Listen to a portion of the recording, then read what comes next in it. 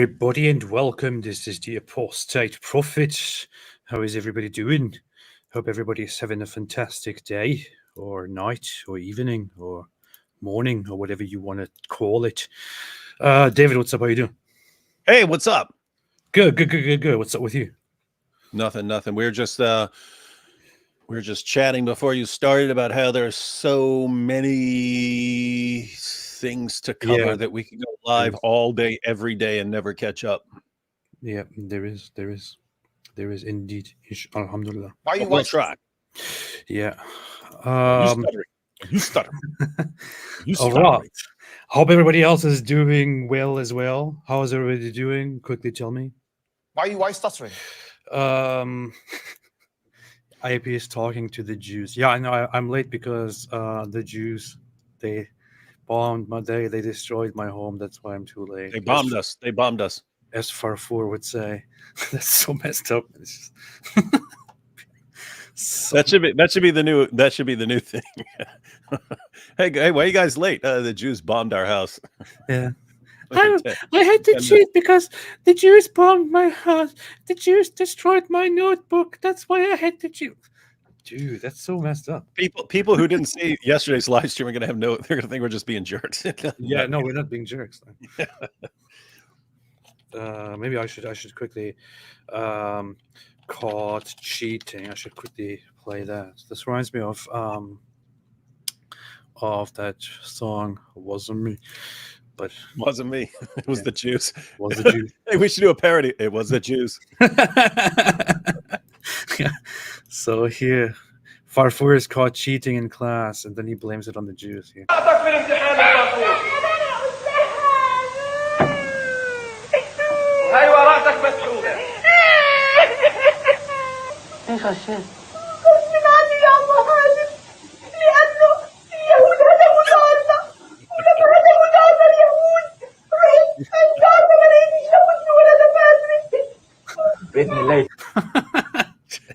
Oh boy. The Jews bombed our home. I couldn't find my notebook because of the Jews. And that was just the beginning of Farfour's problems because he got massacred by a Jewish dude. Yeah, he had the special document and the key from his uncle. No, his grandfather, who was human, weirdly enough. Anyway. And we all know who is playing the sound of this guy. We're proud of that. Yeah. So anyway, now we want to review a conversation between Douglas Murray and what's his name, Piers Morgan. And so I saw a tweet earlier today. Well, Piers Morgan, I think, or was it yesterday? I'm not entirely sure. Piers Morgan was responding to somebody who posted a clip from this conversation saying, I have rarely seen Piers lost for words. And Piers Morgan then said in response to that, well, Douglas made a very good point. Huh. That's interesting. I haven't seen. I watched like the first 2 minutes of this, and I was like, we'll be covering this live at some point, so I could just watch it then. But I mean, all I was thinking of it. This is like the battle of the fancy British accents. You know what I mean? Like if you tossed Richard Dawkins right in the middle of them, it would be like all of them. It would be like the greatest intelligent sounding British accents. Assembled on one show. Yeah. So here it says you don't see Piers Morgan lost for words much, and Piers then said Douglas made a very good point. Interesting. So he's impressed. He says, wait. Did Douglas Murray reply with, "Why are you stuttering"? Probably. I can't see that right now though. Why are you stuttering? Why? Yeah. Why? But Piers, why are you stuttering? Why are you stuttering? Why would you be? Why, Piers? Why would you do that? I have to figure out what his accent is. Yeah. Oh, Cristiano Ronaldo again. Oh, that was a year ago. Okay. Yay! Anyway, Douglas Murray. Cristiano Ronaldo plays soccer. I learned that. I learned who he was. Here, all people. Oh my! Did you hear this? I just saw this right before I've seen everyone sharing it, and I know he is praising Hitler or something like that because I could tell from the descriptions. But no, I haven't seen it. This guy's in London. This is the UK. What he's saying here is actually surrounded by a bunch of British people who think they're on the same side. By a bunch of British white people. Let's look at this. If the West feels so sorry for the Israeli Zionists, why don't they give a place in Germany? Why don't you go to Hitler's back garden and make an occupation there? Then they will know what kind of people these are. Why every so many 100 years the Zionists get slaughtered? Because Hitler knew how to deal with these people. They probably made a program so they can create a state of Israel in the expense of Palestinian Muslims' blood. Did you hear that? Yep. Hitler knew these people. That's why he slaughtered them. That's why they get slaughtered every now and then. This guy is in the UK, is in London. The things he said right now are not. He's not allowed to say these things in the UK. Mm-hmm. This is a criminal offense. So what's crazy is if you press this guy and started asking him more questions, like, hey, what are your long-term plans of your community here for the? We're gonna keep multiplying until we take it over and subjugate them and enslave their wives and make them our sex slaves, and we slaughter all the men and enslave their children. It's like, that's the irony. Look, it sounds very problematic when you go into it, but people, especially the Islamist kind of people, they say that they share these conspiracy theories about the Jews, which the Nazis had, which Hitler had. Hitler, for example, rationalized his whole genocide of Jews by saying that there is a greater conspiracy by which the Jews are trying to take over all of Europe and basically, like enslave the European white people and undermine society and overthrow everything that is good, which is why he justified deporting them and then in the end slaughtering them.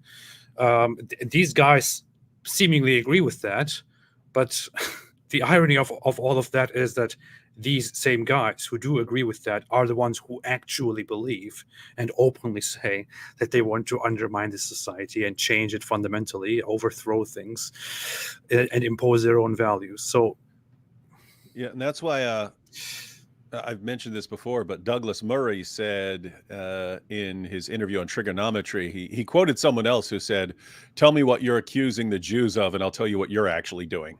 And it's like people keep accusing the Jews, but notice it's Muslims accusing Jews of moving into a territory, multiplying and taking it over and forcing everyone out.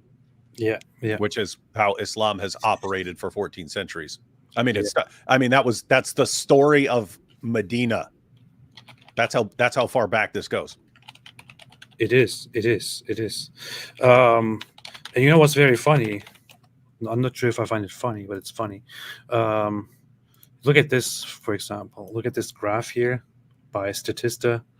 You see the growth of population in the Palestinian territories. Here is the blue one is Israel. The green one is Palestinian population. It just steadily continues going up, higher and higher and higher. But we are told today, right now, that Israel has been genociding the Palestinians for decades. Does this look like genociding to anybody? Yeah, their population has quintupled, and you got a slam dunk case for Israelis being the worst genociders of all time. Terrible people, a horrible job at doing a genocide, completely incompetent, can't trust them at all. Like, how can you be so bad at something? You don't want to see what genocide actually looks like. If you if you look at graphs, this is what genocide actually looks like. This is the population of Rwanda. This is what happened. This is what happened to the population during the genocide in Rwanda. It goes up and then suddenly. What caused it to drop? Oh, the 1994 genocide. All right. Oh yeah. That's what genocide really looks like. Not this. Anyway. But enough talk about genocide. Let's come to Douglas Murray and the battle of the impressive accents. Yeah. And also, of course, the irony there is that the other side, the Palestinian authorities and their leaderships openly preach and believe in genociding the Jews while complaining about genocide. So, yep, it is wild.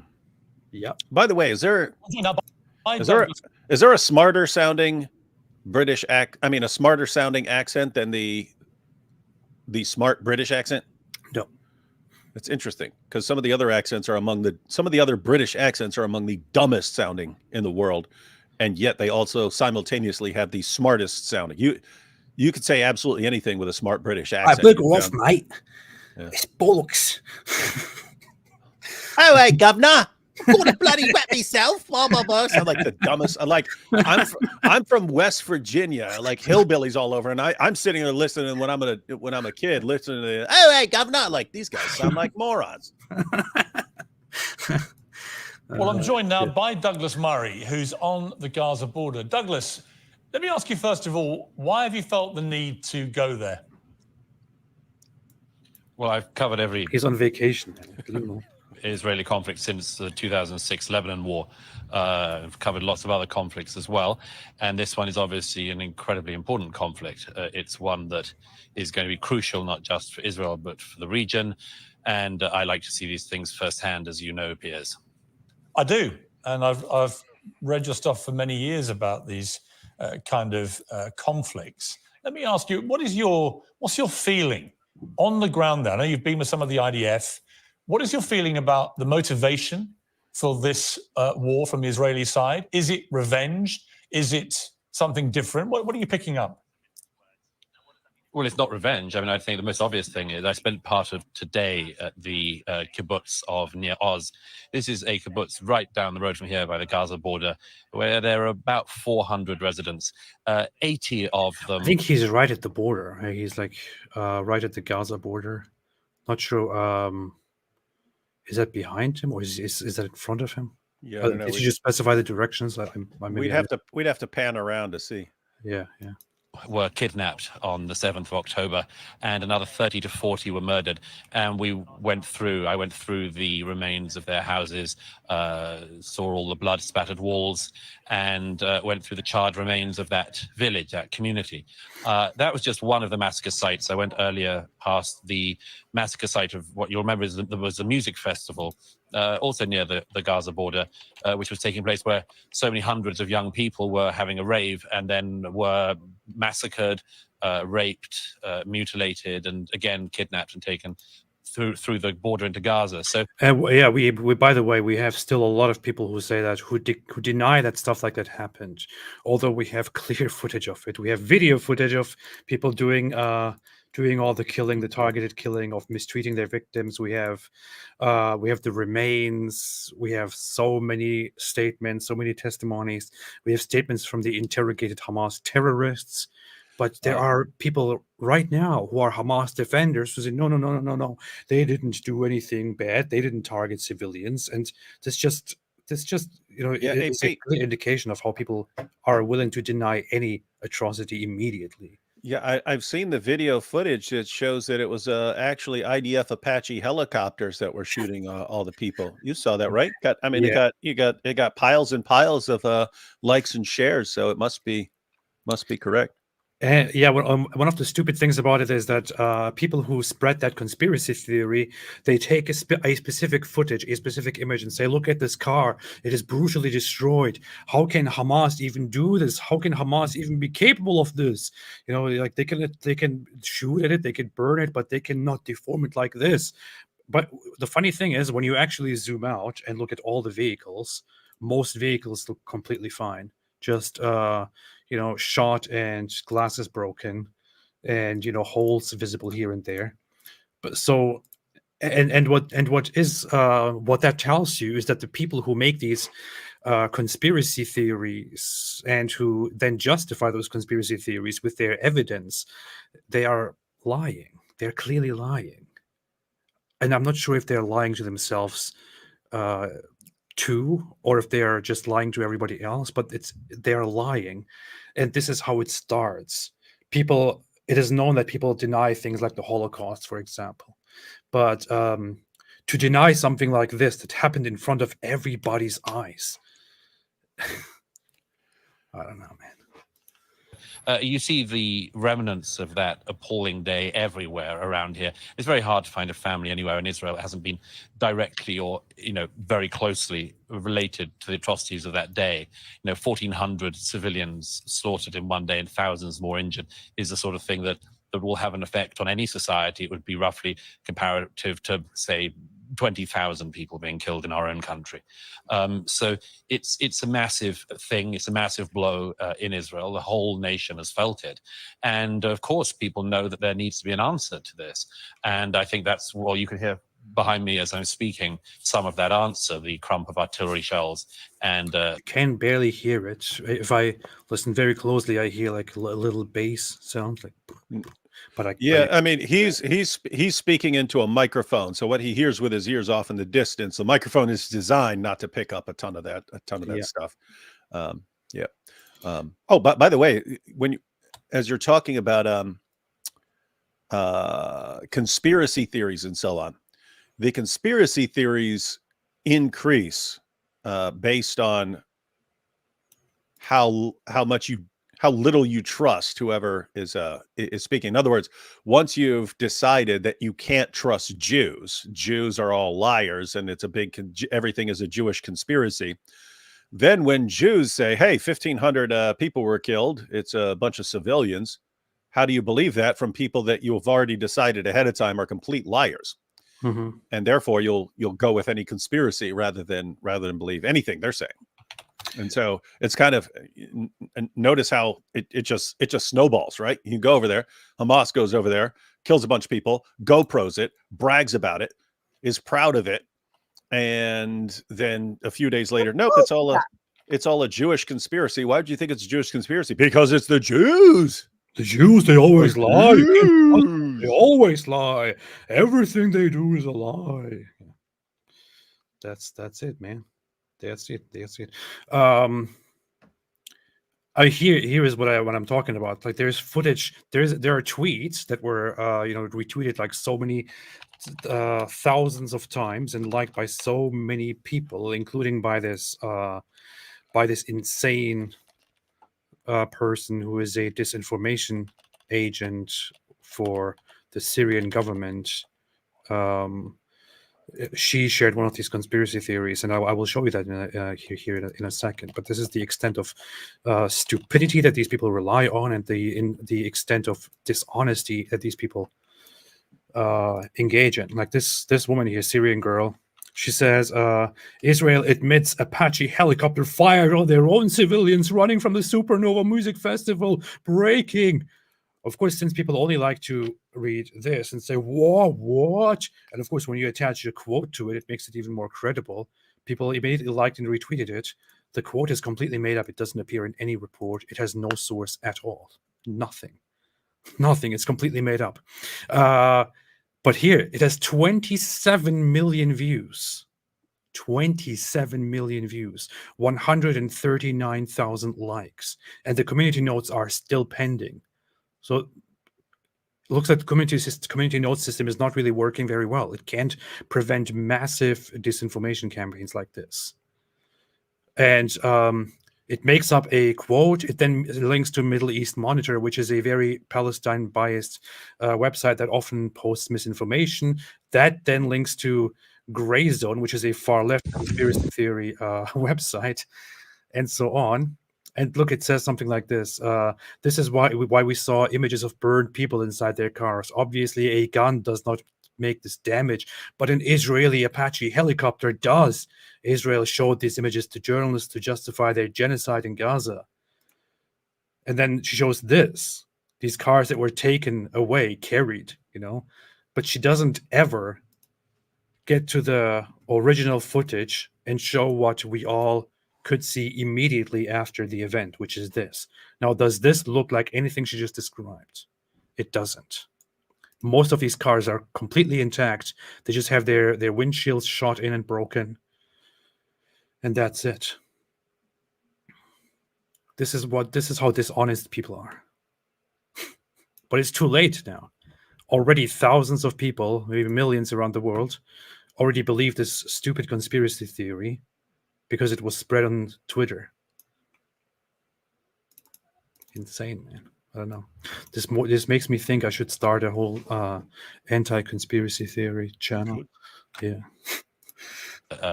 Missiles from the air, it seems. And you can see some of that rising over the border behind me. You talked about proportionality in this conflict being absurd. I've talked a lot about what is proportionate. And I struggle to think of what a proportionate response is to the barbarism of those terror attacks. There is a view, and maybe you share this view, but there is a view, I think Ben Shapiro said this to me when I interviewed him, that there should be no limit on the response that Israel has. It's not about proportion. It's not about you kill one of us, we kill one of you. This is about a war specifically designed to eliminate Hamas, and they will do what it takes. Yes. Yes. Well, I mean, remember that one of the heads of Hamas said only a few days ago from the comfort of his foreign residence, because remember, the heads of Hamas don't live among their peoples. They've been made billionaires by taking in international aid for years now. But one of the heads of Hamas said the other day, "We will." It's funny how he mocks them. Yeah. Keep No, doing it is. October the 7th again and again and again. So there's a realization in Israel, I think, that this is just unlivable. You can't have a situation where. This is true. I showed footage of that, of Hamas leader basically saying we are proud of this, and We're proud of that. and we'll do it again and again and again. October 7, October 10, October 17, October 1 million. We will just do it forever until Israel is completely destroyed. And he also said we are proud to sacrifice our own people because we are a nation of martyrs, and that's what martyrs do. So he's proud that his own population dies as a result of the terrorist activities. And it's just insane that, I mean, Piers keeps coming back to this proportionate nonsense. Yeah. Like, again, I understand why that makes sense to some people who don't know anything about war and who haven't thought through this. They think, oh, they killed this number of your people, therefore you go kill that number of their people, and then you're even Steven. And so I understand why that's appealing to people who haven't thought through this and say, okay, the goal, if someone kills a bunch of your people, is not to even the score. The goal is to stop them from doing it again. So how do you stop them from doing this again? That's the question. Well, Israel has decided they've got to crush Hamas. They have to crush Hamas. That's how they prevent Hamas from doing this attack again.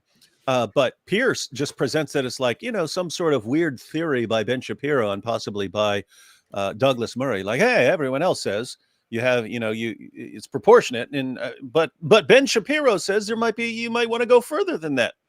It's like, what are you talking about? No, that has never been a theory of war up until Israel, up until they started saying it about Israel.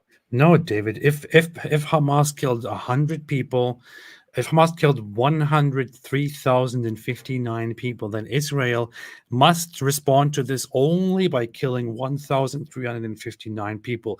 If they accidentally kill one more person and make it 1,360, then that means Israel is engaging in war crimes and must be punished and stopped immediately. This is how it works. Of course, this doesn't apply to any other country, only to Israel. Yeah. Now, notice again, it's what people are saying is supposed to be how war works. That's a recipe for just an endless war. That's what it is. Again, if so, the Japanese sink 19 ships at Pearl Harbor. If the United States had responded, oh, okay, we'll go blow up 19 of their ships, and then the Japanese do something else and they blow up a certain number, and then the U.S. responds with an equal number, and then and you just go back and forth forever, and that's how things end up like in Afghanistan, where you don't actually go in and crush the enemy. You just kind of, oh, okay, let's kind of hold this line for a while, and other groups know they can wear you down eventually. So no, it seems more brutal to just go in and crush people than to do it in this long, slow, drawn out thing.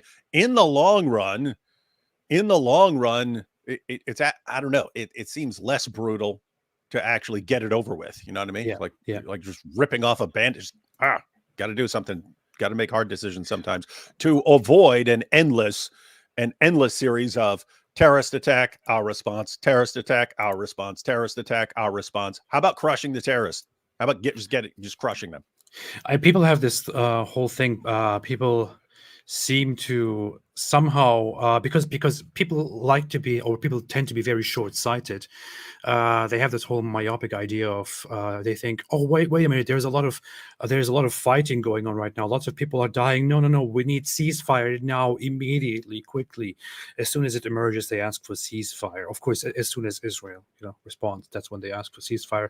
And they somehow think that asking for ceasefire now will, of course, lead to less suffering. That's not true. I mean, anybody who has a little bit of an understanding of this conflict knows that that a ceasefire now will mean another attack, bigger attack, quite soon at the next opportunity, as Hamas already announced. And there will be more suffering, and there will be more response. There will be again terrorist attacks, and there will be another response, and they will keep asking for ceasefire, over and over again. No, the best solution, as it seems, especially after such a brutal attack by these savages, is to go in, finish them, not leave a possibility for Hamas to ever organize such attacks ever again. And then the suffering will be over. It will be done. Sorry, you don't like it maybe, but that's how war works. That's how it works. Israel tried different things in the past, like ruling over them and occupying the Gaza Strip and keeping it as an autonomous territory. Didn't work. They tried giving it away. Didn't work. They tried expelling the problematic ones. That was even worse. What happened with that is they expelled a lot of terrorists and their collaborators to Lebanon, for example. What happened as a result is that those people formed terrorist organizations and terrorist cells in Lebanon and formed an alliance with Hezbollah, which all then came back decades later in form of massive violence, which dragged everyone into a war. It's how do you solve this? It doesn't just work by saying ceasefire now. Ismi Amy said, guys, I found Farfour's widow in Gaza. Here's the proof. Why is it not letting me send the link? Tell me how, please. You can't send links. I'm sorry. I think it doesn't work. I think it doesn't work, but it might also be the fault of the Jews. That's what we all blame everything on nowadays. All right. A neighbor who won the election in 2006 after Israel withdrew from the Gaza, promptly killed their fellow Palestinians, the Fatah members in the Gaza, threw them off buildings and shot them in the back. So Hamas has been ruling Gaza for all the last 1.5 decades. It has spent all the international aid money and much more that has come into it on its own infrastructure. BAP one shot said continue the video AP. No, I'm not continuing. I'm going to pause it just because of you now. Yeah, let's just chat for an hour now. Infrastructure of terror tunnels, its infrastructure of rockets and other munitions to throw at Israel, and then, of course, in enriching its leaders. The place you see behind me could be Singapore by now, and there's a reason it isn't, and it's the leadership of Hamas. And so, I think that it is something that people have to realize, that this is not a situation which is sustainable for Israel. And yes, the Israeli government is going to be doing whatever it needs to do to fulfill its objective of ridding the Gaza of Hamas. How easy or difficult a job that is another question, but it's something that is going on as we speak. But in terms of the moral quandary which I've been feeling, and it's not about... That's the thing, right? Hamas has gotten in a massive influx of funds forever. What they could have done with all of that is to, is to build something and spend it all on education. What did they spend it on over the decades? They spent it on luxury for their leaders, rockets for their terrorist organizations, and propaganda like Farfour. So this is what they do. I mean, if you look at it, I mean, it seemed like a pretty modern place, even without them using all this aid money to build up the place. I mean, apart from the stuff that gets bombed, it seemed like I don't know. It didn't. I've lived in worse places than what Gaza looked like. Again, apart from the bombing. And so it's like, wait, if you'd been actually taking all this aid money and investing into your community there, what would it be like? And would Israel be bombing you? No, you would have your own state. You'd have everything that Westerners are saying you should want. You'd have a two-state solution. You'd have it all if you quit taking all your aid money and spending it on attacking Israel. Yeah. And somehow it's Israel's fault that these guys take all their aid money, spend it on attacking Israel, attack Israel, and then get blown to bits. It is always Israel's fault. They give all the money to Farfour. All the aid they got, they give it all to Farfour, and this is what we get. They should have a video of Farfour driving a Lamborghini. Well, wanting to eliminate Hamas. I completely agree with that mission statement. And certainly there's no chance of any peace when you have a terror group in charge of Gaza in the way that they've now completely established themselves to be, with no limits and just a desire to eradicate Israel and as many Jewish people as they can kill. So just park that to one side. I concur with the mission statement. But it is incredibly difficult, just on a human level, to see, because we know the civilian population in Gaza is half children, to see the sheer numbers of... But why? Wait a minute, I think he's going to get into that. Kids who are being killed by the Israeli onslaught that's come back against Hamas. What do you feel about that on a human level? What should we all be feeling about that? The first thing is, should those deaths really be attributed to the Israeli side? We saw the other day the BBC and other media reported that the people who were lying dead on the street on one of the main routes through Gaza was alleged to be a massacre carried out by Israelis. It turned out it wasn't the case at all. It was Hamas massacring Palestinians fleeing south, as the Israelis had recommended they do. Oh yeah, that happened, by the way. And guess what? Everyone forgot about it. Everyone forgot about it. That happened. Why? Because it wasn't Israel, because it was Hamas. So everyone was quickly, okay, let's not talk about that one. Let's go for the next thing that Israel did. And then you've got the people like me who I see stuff and then I just don't even pay any attention to it because I don't know what to trust anymore, right? Because there's so much stuff saying, this is this and this is that, and it turns out it's not. It's someone misrepresenting something, and so I don't even pay much attention to it anymore. But you're saying that's authentic stuff. Yeah, it is. It was, unless there's some major update on that. That's the last thing that I knew about it, which is that there were a bunch of bodies laying on the streets, and reports that Hamas was shooting people who run south because they didn't want it. And that, at first it was reported as a possible airstrike, but then, of course, upon the first glance, it turned out that there are no signs of an airstrike at all. There is no crater, there is no explosion. The bodies are very separate from each other, very far apart. Looks like they were shot from the back while running. So, but then we haven't heard much about it after that. So the question, in a way that you ask, I would say there's an answer to, which is who exactly is responsible for these deaths?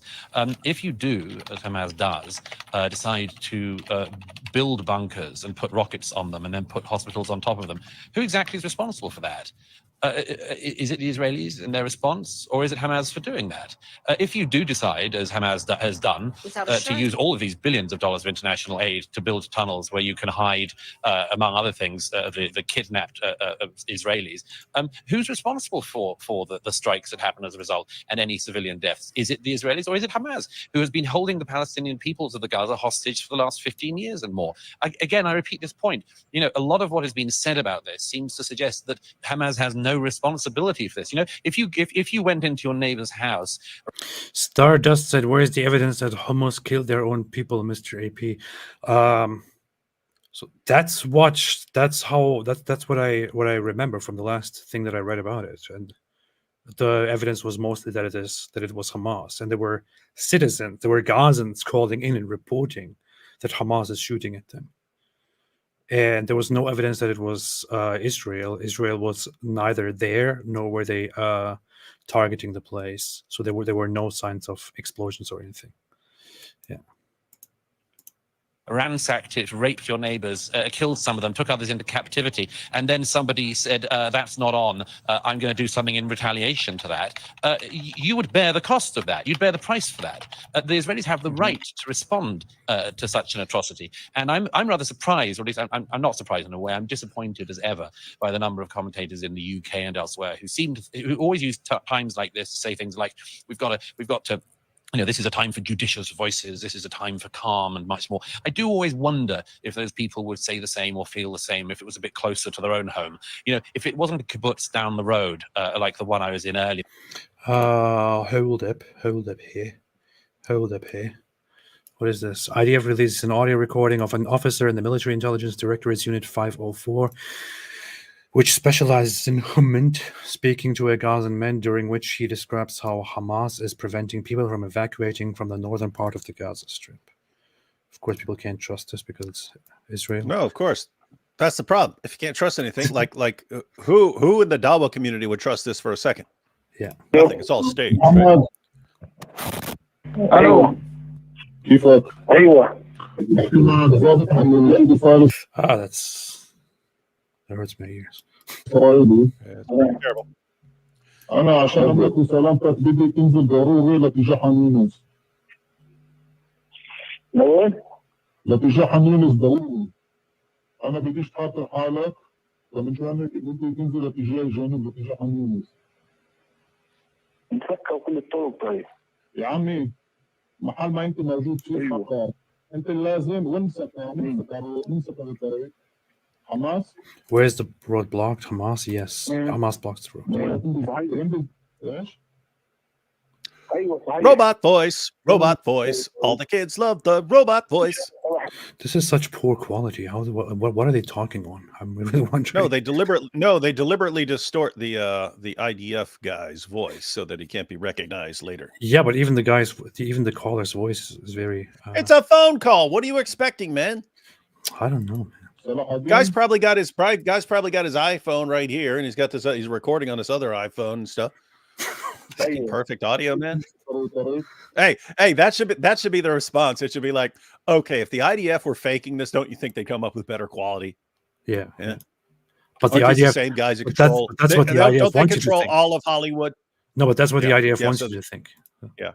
Yeah. So, hey, yes, we could make this a huge, big budget Hollywood thing, but we want it to be realistic. So we'll use really crappy stuff. Yes, exactly. But they would know that you would do that. They would know that you're going to do that. And therefore they would want to make it as good as possible. Wait a minute. Stop talking, man. They're saying something important here. How did they block the road, sending everyone back home? Are they placing cars there? The police? Yes. How exactly? Did you see this with your own eyes? In a car, people go there and they are simply sent back to their homes. Oh, here. How did they block the road? Explain it to me. يعني كيف بتلاقي ناس ومطلقوا الماء على الناس اللي بدهم ينزلوا ايوه So that's a recording. The guy says they're shooting at people. And what happened, by the way, which we can all see now, the IDF actually established a safe evacuation corridor through which people have been evacuating. But yeah, of course, genocide, man. That's genocide. That have been attacked, but village after village in the south of England. I don't think we'd be hearing those same voices. I think there's a very particular standard that the Israelis are held to. I think it's an unfair standard. It's an unequal standard. It's an intolerable standard for the Israelis. But when people say, you've just got to sort of live with this, the Israelis quite rightly will be saying, well, we don't see quite why we do. The comparison between Hamas and the Nazis is insufficient. And sorry, there's an incoming. Wait, why are they showing this now? This happened much later, didn't it? Yeah, how'd it get dark all of a sudden? Look at this guy. You see? This all I done in don't the see it. studio. This is spoiling. Incoming. It's a studio.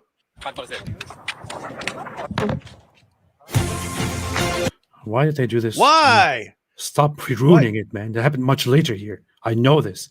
For those who missed it, you can tell because the sun is setting, and that's why I figured that was the back was Gaza, and then he confirmed. But maybe the sun came back going down the background. But maybe the sun came back. No. They played for the exciting moment. They put that. Sometimes you want to put the exciting moment. No. What happened is the sun went away. Look, it's getting dark later.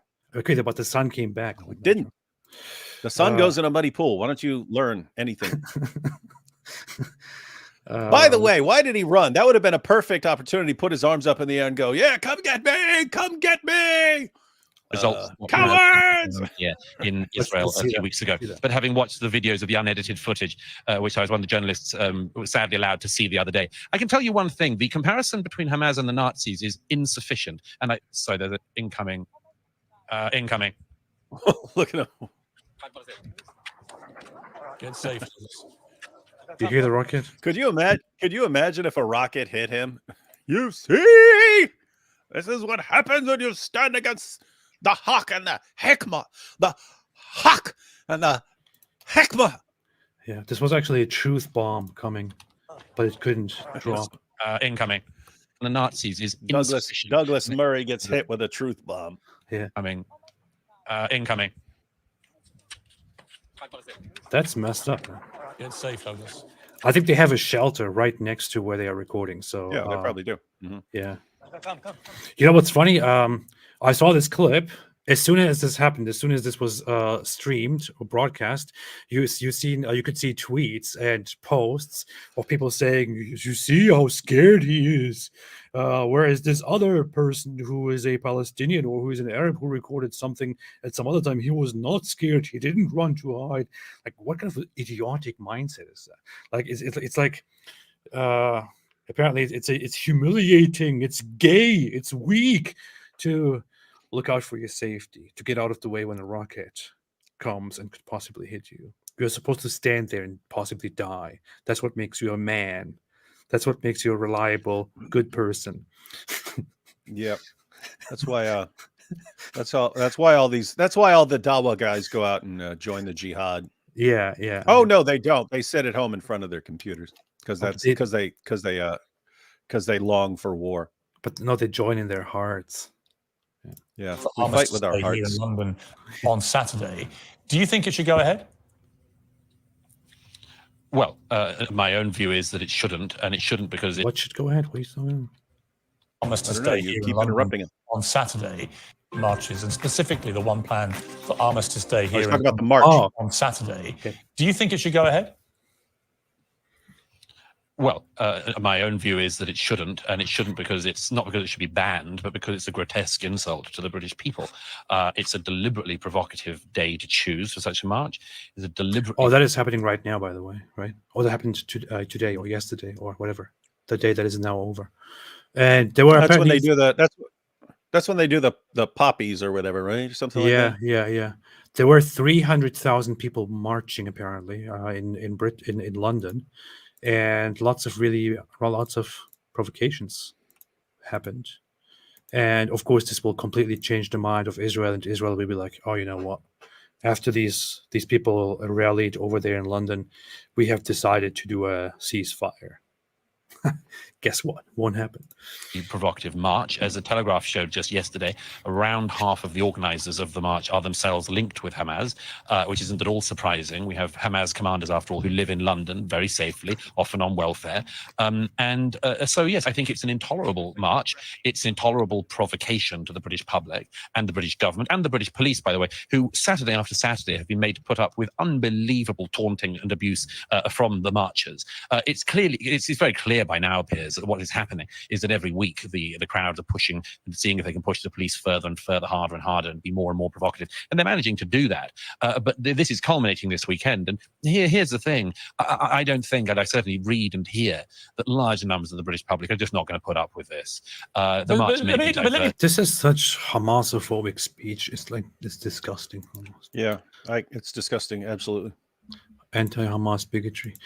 So he's saying that people will be upset by this and they will not endure this much longer. I believe I saw reports earlier of some right-wing or patriotic protests in the UK, and the police were actually stopping and arresting them.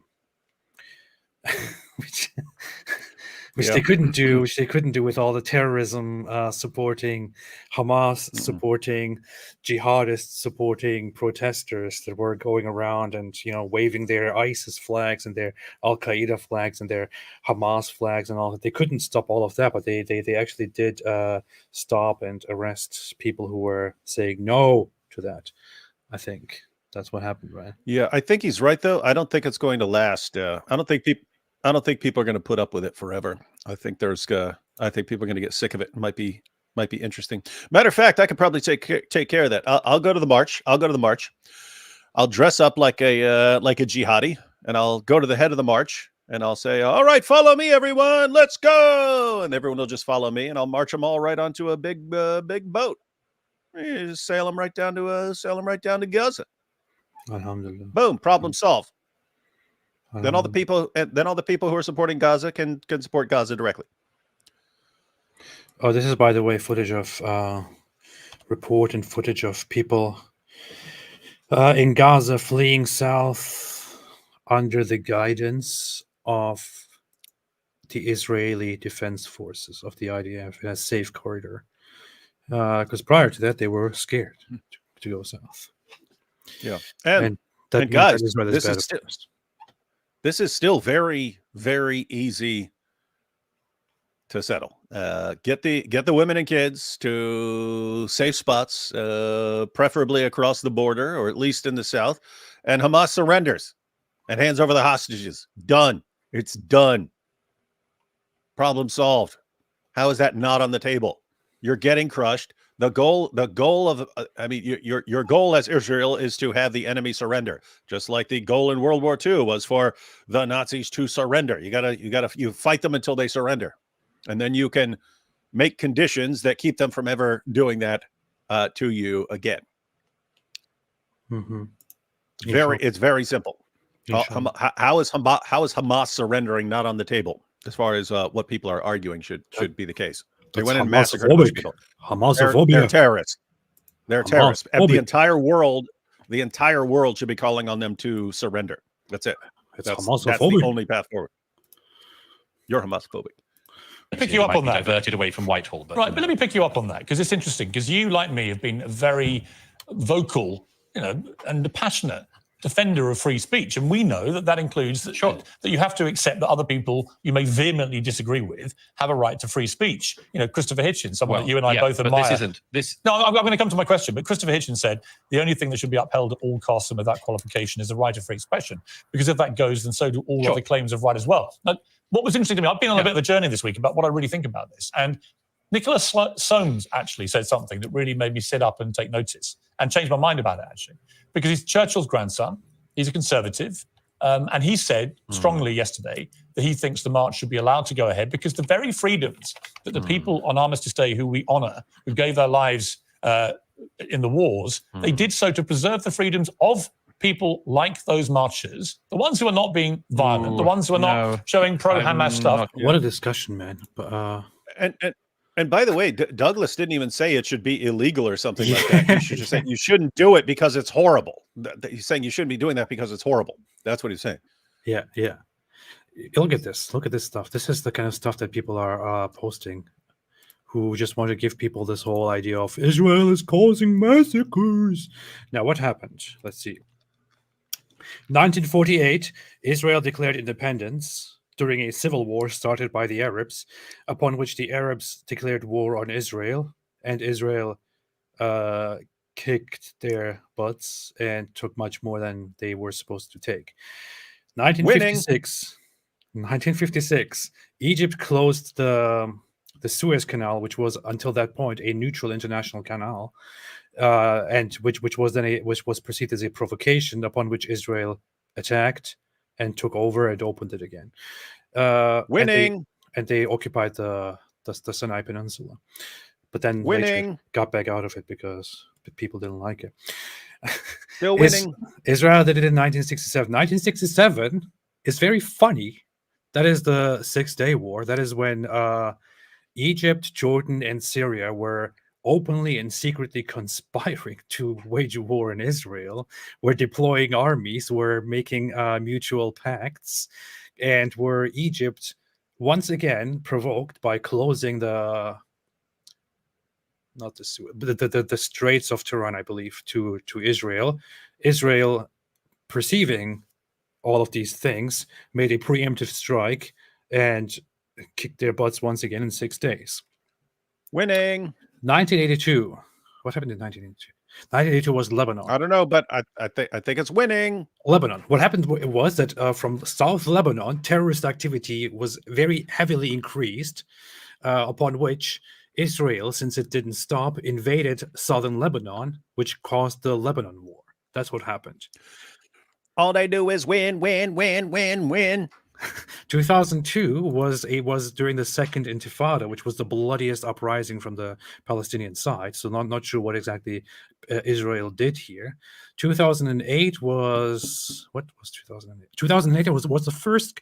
This is insane. 2008 Gaza war. This is so stupid. Why? What exactly did? 2008 is the Gaza war. 2008. This is after Hamas takes over and increasingly attacks and provokes Israel, and suddenly fires heavy, amounts of rockets into Israel. Upon which Israel says, "You know what? Screw this. We're going in." What exactly did Israel do here?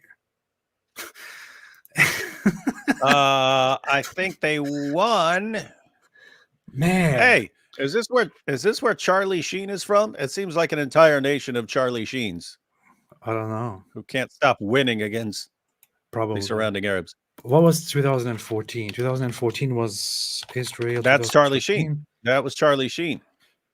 Oh, that was another Gaza war. That was an operation which Israel initiated because 3 teenagers were kidnapped and killed. Israeli teenagers, tied to Hamas. 2021 was again an escalation of things because of Al-Aqsa. 2023 is now. So people post these things, and this one has like 4,000 likes, and they're like, Israel did it then, Israel did it then, Israel did it then, like basically accusing Israel of committing massacres or violating things and all of that. But I mean, tell me I'm wrong. Tell me what exactly is it that happened here which makes Israel very, very bad. I don't get it. What it looks like is that Israel just responded and won every single time, and these people are just crying and accusing Israel of being bad now because they lost. That's what it looks like. I'm sorry. Come and say this is propaganda, but that's just all I see here. Yeah, this goes back to what Douglas was saying the other day when we were watching him, where he's talking about the, like, psychologically, we're the greatest of peoples according to the Quran. We've got the final revelation. We've got the final prophet. We've got all knowledge that we need. It's all in our book. Everyone else is inferior to us, and all you do is freaking lose to like this tiny little group that your prophet told you to exterminate. Like, it's got to mess with your mind permanently, and all you do is like whine, and we're the victims. We 2 billion people are victims of this 15 million people group. Even though we've got the final revelation, the final prophet, and Allah has blessed us with everything we need, and our 2 billion people can't do anything against this little 15 million people group. Yeah, gosh, that's gotta suck. Hey, wait a minute. This is a funny fact. This is a funny fact to point out. Where is this? Kafir said, I think 1973 was left out intentionally. That's funny. I didn't even notice. Interesting point. That's the Yom Kippur War, where where the Arabs did a surprise attack on a holy day for Israel, which is similar to what happened now this year, and where Israel completely destroyed them in response. So and the Jews did it in 629 when they poisoned Muhammad. They poisoned him. Unprovoked attack when a bunch of Jews got slaughtered at Khaybar. But look what they did. They poisoned the prophet. Like, that's very funny, man. Very, very funny. I'm sure about that. Did they have a right to protest? Well, we'll try to single those two things out for a second. First of all, I don't regard Nicholas Soames as a sort of hereditary inheritor of the mantle of Churchill just because he happens to be his grandson. Good point. Christopher, he would never have said that right extended to supporting terror groups. I mean, we're in a total quandary in the UK, as you know, and it's a despicable quandary to be in. We host Hamas leaders. We have a former deputy prime minister of Iran living in Harrow. We've been at the center of allowing these people to be in our country and indeed to plot terror from our country for years. So it's always a bit rich to hear the British, I think, lecturing others about being an unsound part of the international security community. Whoa. This is very, very... For the actual marches, look, I'm afraid that the rules on this are very, very clear. You are not allowed to glorify terror or call for terror on the streets of Britain. And that existed before the 2006 Terrorism Act banned glorification. Yeah, this is a little bit strange to some people who are, I guess, in America, where free speech is very, very, very free in comparison. But in most of these countries in the West, in Europe, these are things that are that cross the line. You can't advocate for terrorist organizations. You can't wave the flags. You can't repeat these slogans. You can't glorify things like the Holocaust. Or in some of the countries, like, you can't deny the Holocaust. You can't. There are places where you can't have Hitler's Mein Kampf, and so it's very strange to an American where there are few restrictions. I have to point out, though, because you see this coming out right now. You got Piers Morgan saying, "Hey, wait a minute! If we really celebrate freedom of speech, shouldn't we allow these kind of protests and so on?" Even in the U.S., the founding fathers all said, "Guys, these kinds of freedoms that we're giving, we can have these kinds of freedoms because we have a certain kind of population.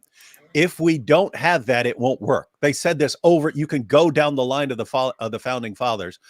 They said, "Guys, this will not work if you have a different kind of population. You can't have these kinds of freedom." In other words, if you have like right to bear arms, for instance, right to bear arms, you can have a right to bear arms if you have a population that's going to be responsible with that. If everyone starts blowing each other out of the water, no, you can't have that. You can't have that kind of freedom unless you have a certain kind of population. And so it's just interesting that people come up with these ideas. Hey, we can have these rights because we have a population that's going to deal with it responsibly. And then the people who are putting all of this into law say, "By the way, guys, this is not going to work for everyone. This is not going to work for everyone. If virtue breaks down, this system is not going to work." But then you get to the age, and we're so used to it that we treat it like a total given and an absolute. Like, it doesn't matter what kind of population you have all these rights. And if people are going to use all the rights just to use it for evil, then there's not going to be any problem. But there is going to be a problem. So it looks like I don't know. It looks like the entire system's about to come crashing to the ground in Great Britain. Yeah. Very interesting stuff. Very, very, very interesting stuff. What is happening here? I'm just seeing a video on the one side. What is going on here? Why is there a lion out in the street? I don't know. Where is that? I remember in Paris where in France when they did the riots and they let animals out of there. So is this the same thing? This is a stupid joke. 3 billion Palestinian babies. Don't joke about this. You know what's crazy? If some of those other channels, like Syrian girl or whatever her name is, if she posted that and made it slightly more realistic, Israel let out a lion and it killed 300 Palestinian babies, that it would have like a million shares right now. Yeah, so this is apparently a video of a lion that escaped a circus in Italy yesterday, but then this is posted with Hebrew text, and this guy says Israel just released this lion which already ate 3 billion Palestinian babies, just to make fun of the amount of ridiculous nonsense that is being shared right now. Hey, maybe that was a lion that bee kept messing with. Yeah, maybe. Yeah, that bee kept taunting that thing. Yeah, that was messed up. And it certainly exists now. If you stand on the streets of London calling for jihad, you are calling for terror, and that is actually a place where free speech is at its limit and is no longer permissible. It's the same with, for instance, calls for intifada on the London tubes. Remember, we had a touch of intifada on the London tubes a few years ago. So again, calling for intifada is something that you're not allowed to do in the UK. Okay, but Douglas, let me ask you this. You're not allowed to. Let me finish one other case. You're not allowed. I believe you can't even call for that in America. That would be an incitement to violence. There would be an incitement to uprising, to rebellion, to overthrow, or to do any of these things, and that is actually against the law in America as well. So yeah, there's it usually has to be some direct call for violence and so on. I don't know what the case is in the UK and stuff, but there are certain things that allow people like Ali Dawa to get away with it. Like, oh, I'm calling for AP to be executed in some hypothetical future. I'm not saying like right now he has to be killed or something like that. And that's actually enough to let him slide in a lot of cases. That's beautiful. Many such cases. It's beautiful. Yeah.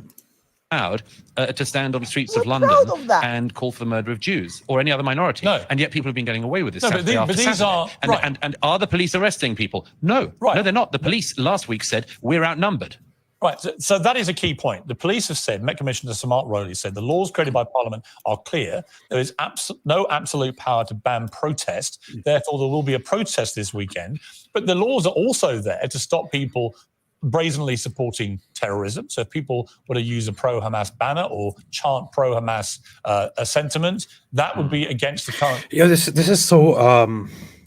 there is one thing, which is that people are allowed to protest. And... you can't violently or strictly shut down a protest movement that is happening right now. But then you see protests, and repeatedly at every corner of those protests, you see violent slogans. You see, violent, hateful things written on their little signs. You see flags of terrorist organizations, jihad flags. You see prayers to kill all the Jews and all of that. Isn't there a point at which you say, you know what? Okay, yes, everyone has a right to protest, but no, we're not doing this anymore due to the massive amount of illegal stuff that is going on in these protests. I mean, if there were Nazis protesting and calling for I don't know, Nazi UK and another Holocaust, I'm pretty sure that things would go bad very, very, very quickly in comparison. Or here's what you could do. Every time there's one of these big protests, just say it's a MAGA protest. Say these are all MAGA guys, right? Say they're all MAGA guys, and people will be like, "Oh yeah, go ahead and crush these guys." That doesn't mean anything in the UK though, but it could be that they're I mean, white whatever their version of it over there is. Yeah, Just say it's them, and then watch people. You got us crack down on these guys. It'll be mega law of this country, and the police should take action. That's a different issue, though. It is, but it's not being policed. I understand. It's not being policed. I understand. So on that, I can. You can just say there are a bunch of white people protesting outside. The police will attack with brutality. Yeah. Look how Douglas just is like manhandling here. Here's what we need. We need Douglas Murray, Ben Shapiro, team up versus Bassem Youssef, Mohammed Hijab, co-moderated by Piers Morgan and your fellow Turk Cenk. And that way it's all even. That's why it's all even. That would break the internet and would be as enlightening as anything. I'm glad you didn't say even Steven again. Even Steven? You can't say even Steven enough, man. It rhymes. Even Steven, man. There, I corrected you. Now we're even. Because it's right. Yeah. Laws. However, there will be a large. They're not going to, because they're outnumbered. But they're outnumbered. You and I can agree that that's wrong, but that shouldn't mitigate the rights. Well, don't you think that matters? Hang on, don't you think that matters? No, it does matter. That means that we have a rule of law, but it's not able to be policed. What's the point of having a law if you can't police it? Well, I agree with you, but I also think that there are a large number of those Why stuttering? protesters who genuinely are. How does he not say that? How does he not say that just to mess with him? Why are you stuttering, Piers? I'm not stuttering. Probably nobody watched it. Yeah, and they're pro-Palestinian, and they have a view in the way. Well, I disagree with that. And I'll tell you one reason why. The crowds in question are 100 times larger than the number of people who came out when hundreds of thousands of people were being killed in Yemen. They are 100 times larger than the number of people who came out when Bashar al-Assad killed hundreds of thousands of people in Syria. Seems to me that the people in question only care if one side in the particular conflict happens to involve the Israelis. But they're allowed very to. Excited. Jews. That's what you're supposed to say. Got it. Nailed it. Yeah, Nailed it. Look at this. Look at the Syrian civil war death toll. The war has resulted in an estimated 470,000 to 610,000 violent deaths, making it the second deadliest conflict of the 21st century after the Second Congo War. But hey. And everyone who's watching right now is going, what? There's a war in Syria, and what? There was something in Congo? What? Congo? We don't hear about this. All we hear about is Israel. Does Congo even exist? Like, what is Congo? And again, I mean, Saudi Arabia was deliberately bombing civilian population. I mean, they were bombing weddings and so on. You didn't hear a peep out. You didn't hear a peep about this. You didn't see college protesters around the world marching in groups of tens of thousands and so on. Didn't see it. No one cares. Why? I have to agree with Douglas. The only thing that makes this different is Jews. Jews. You know what's worse? There is currently an ongoing genocide going on. Yes, there is currently an ongoing genocide right now. It is still ongoing. It is not entirely concluded. And no, it's not Israel that is doing it. It's called the Darfur genocide, not to be confused with Farfur. And that is taking place in Sudan. In Sudan, Darfur are an ethnic minority in Sudan, and they have been systematically killed, genocided in an ongoing genocide, ongoing fight since 2003. This is still ongoing, but half the world has never even heard about this. Half the world doesn't even know about this because nobody cares, because it's Sudan, and because the perpetrators, by the way, are here. This is the Sudanese government in charge. It is overseeing this genocide, who also happen to be 97% Muslims. But hey, nobody cares because there's no Jews, no news. Allowed to. So I don't. Well, they're allowed to, absolutely, and we can make judgments about them. But I would not presume by any means that what you're talking about are pro-peace people. They're anti-Israeli. That's it. Well, but they're allowed to be anti-Israeli. I think that's the point. They're not Sure, allowed. they're allowed to be anti. I would say that many of them are anti-Jewish directly. You can say it. We all know it's true. If you're allowed to be, in that case, I suppose we have to allow people to be anti-other nations as well. I mean, Britain was founded at the same. Israel, was founded in the same year, within the year of Pakistan. Maybe we should allow large protests of hundreds of thousands of people to go around the streets of London protesting that Pakistan doesn't have a right to exist or right to defend itself. Well, Maybe we should allow this. I don't think it's a good precedent whatsoever. Hang on. I don't think you have a right to say that Israel doesn't exist. If you want the extermination of all people in Israel, that is a criminal offense. However, if you are literally, as I said, no, you're getting it wrong. What people are saying is, yes, Israel should not have the right to exist. Israel should be eradicated. And of course, the Jews living there, they would all be peacefully living inside an Arab Muslim state that would be established instead. That's what they're saying. Nobody's advocating for a genocide. Or they're saying we should, deport them all to Europe, where they belong. That's what they say. They only present these other options here. Right. In some fantasy world. We all know when people say Israel doesn't have a right to exist, when they are anti-Israel, when they say they shouldn't be in this land, what they mean is it's okay to kill them. It's okay to massacre them. It's okay to do ethnic cleansing. It's okay to do genocide. But yeah, whatever. Let's complain about whenever Israel responds. Let's then complain about violence. Well, it doesn't seem to be a criminal offense, Piers. It doesn't seem to be a you and criminal I offense. can agree on that. I'm not disagreeing with you about... We're clearly in a position where they're not policing the law. No, I understand. Otherwise, we wouldn't have all of these videos of people inciting violence on the streets. But Douglas, you and I can agree that the police need to enforce existing law. There's no dispute between us on that, and they should be doing that a lot more. But we also, I think, have to surely look at the people who are genuinely there in a non-violent manner, of which there are many. These are massive protests. I think back to the... I think this is coming to a moment that I found very significant. I didn't watch this whole thing, but I listened to parts of it, to some highlights. And this is actually the part where he's going to give some very good point. Quickly, Elsa said from Mossad with love, thank you so much. Thank you. And greetings to my handlers, my employers at Mossad. Tell them that, and I'm very thankful. And David here too, he appreciates it as well. And I like what they're doing with those fake recordings. Yeah, it's very, very, very, very nice. It's very useful. Helps us a lot. Thank you, man. Thank you. Marion Grand Bruham said, I would be happy to have them in Europe and the Abduls the hell out of here. It's very, very, very Islamophobic. Very Islamophobic. Yeah, it's pretty racist. Yep. But I'm pretty sure that the Jews just want to stay. The Israelis just want to stay there in Israel. Yeah, I'm not sure they're gonna trust Europe.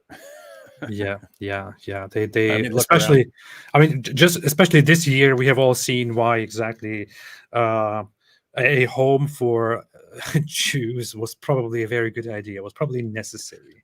That is really the takeaway. I mean, the takeaway. I mean, again, before World War II, Jews said, "Hey, we really, really need our own spot where we can defend ourselves and not rely on other people to defend us." What are you talking about? This is the modern world. You don't have to worry about the stuff that's happened in the past. Then they get rounded up and tossed into cattle cars and taken and sent to ovens. And then, oh, okay, yeah, you got a point. You do need a spot where you can take care of yourself. And here we are, decades later. And before this recent, before these recent marches, you would have said, okay, but we're way more modern and advanced and sophisticated than we were during World War II. Now you guys are safe wherever you go, and they're not anywhere. Mm-hmm.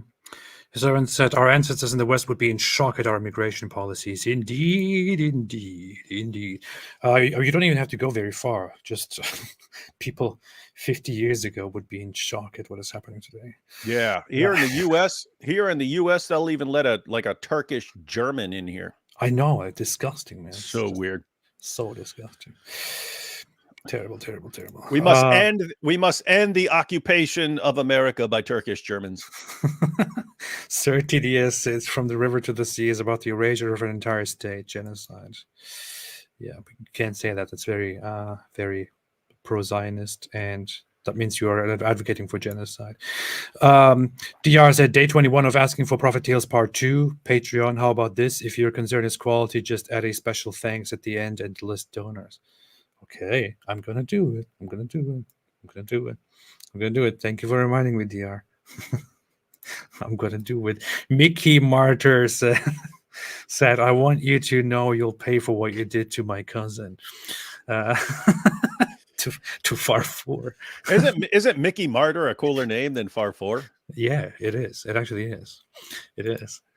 Maybe Mickey Martyr should be our character in our parody of that. Ours will be better because we'll have Prophet Muhammad with Mickey Martyr and the rest of the characters. You should have Farfour in the Boom Boom Room. No, we'll do our own entire parody children's show. I know, but that could also be a feature. Yeah, if we already have the costume, we might as well do it. We'll have to get Ali Dawa to do the voice. The Real Masker said, "Stutter in your rage." Why stuttering? Stutter in your rage. Limes and Stripes said, "Guitar teacher, AP now finger A minor." These are the people who watch your show, AP. We don't joke about this anymore. We're done with that joke. These are the people who watch your show, AP. This is not Daniel Hikikichu. These are your fans. DR said, "I think it's worth mentioning that I'm yet to see a single person even mention the hundreds of hostages still held when talking about a ceasefire." Yeah. They don't like the hostages. They hate the hostages. I mean, seriously, can you imagine? You're at a concert one day. You're chilling at a concert. You're dancing. Oh, I'm dancing. I'm singing. Jihadis just came to get me, and now they have you in some basement or some tunnel, tied up. And meanwhile, college students around the world are going, "And we want end the occupation. We need a ceasefire. Just pull out. Man." It's like, what? And do what? Leave those hostages there? Leave them there? Like what? I mean, it's just insane. Like, yeah, they took a bunch of hostages. They're hiding them. So now what do you do? Ceasefire. Just ceasefire, man. Just go back and let's end it all. Wait. What about those guys? A small price to pay. Price to pay for peace, man. Peace, yo. Stupid morons, man. Abu Bakr al-Puff Daddy said, "Muslim leaders in Arabia, Iran, Turkey, Pakistan, Egypt gathered for a summit. They concluded that Jerusalem must be conquered for Islam." Thoughts? Happy for them and good luck. We still haven't gone through it, but again, there's a Yasser Qadi video where he goes to the Quran and goes with an interpretation. The traditional historic interpretation would be these two punishments on the Jews were in the past. And Yasser Qadi says, but with the 1948 return of Israel, some of us are interpreting this differently. And we now interpret the punishment against Israel to come in the future, and it's going to be by Muslims destroying Israel. So interesting stuff. I really want you to look into what the summit actually concluded. They did say they condemn that this is just self-defense, that it must be stopped immediately, and so on. But I haven't looked extensively into what the summit said. Although I don't expect anything reasonable from that summit with a bunch of Muslim leaders. Tatsusama said, Grüße aus der Schweiz. Danke für eure Arbeit. Oh. Bitte. Bitteschön. Bitte, ja. Bitteschön und Grüße an die Schweiz. Du hast recht. Yeah. David Kazashi said those videos taken and published by Hamas, oh, those are from the Jews. Yeah, makes sense. There was even there is a video that was published where Hamas terrorists put on IDF costumes, or put on IDF uniforms, not costumes, but yeah, basically costumes. Put on IDF uniforms and went around in the streets, taking hostages, yelling at people, shooting, killing, and so on. And people who see this are like, well, you see, they have IDF uniforms on. That means they are IDF. It's so ridiculous, man. Cool Luke said, add George Galloway to the list of Hamas apologists. Who is George Galloway? Hey, some British dude. Never heard of it. He's one of those weird party leaders. I've never heard of it. Othman's Tomato Ketchup said, Alan Delilah, wow, who does the best Ali Dawah impression? David Wood, Farfour, or Ali Dawah? I would say Farfour. Farfour nails it. Yeah. That is funny. We should come up with a ketchup brand, Uthman's Tomato Ketchup. the favorite ketchup of people who want to fake hate crimes against themselves ever. We should start a ketchup brand and put some a nice cartoon version of Uthman, laughing like this and holding. If we put out as like a collector's item some ketchup and sold it, it would sell out instantly. I read this one earlier, but yes, I hope you found it, Amy. That's good. All right. Okay, let's get back. Protest, for example, against Donald Trump when he came to London, against America because he was the president. We allowed that to happen. I didn't necessarily agree with them, but we allowed them to happen. I remember Madonna saying we should blow up the White House, a women's march in Washington. Sure. That happened, and people accepted that. Well, but here's a very important point on that, Piers. Madonna almost certainly, so far as I know, has no military capability. Yeah. So when Madonna says, and it's clear that some people are just running their mouths and aren't actually planning to blow something up. That's not the case with people who are saying from the river to the sea, Palestine will be free. They actually want to do it, and there are people that they're supporting who have the ability to launch terrorist attacks. So you get people who are situation. You see people who are angry in certain situations and say certain things which they don't really mean, or which are surprising, which are out of the ordinary.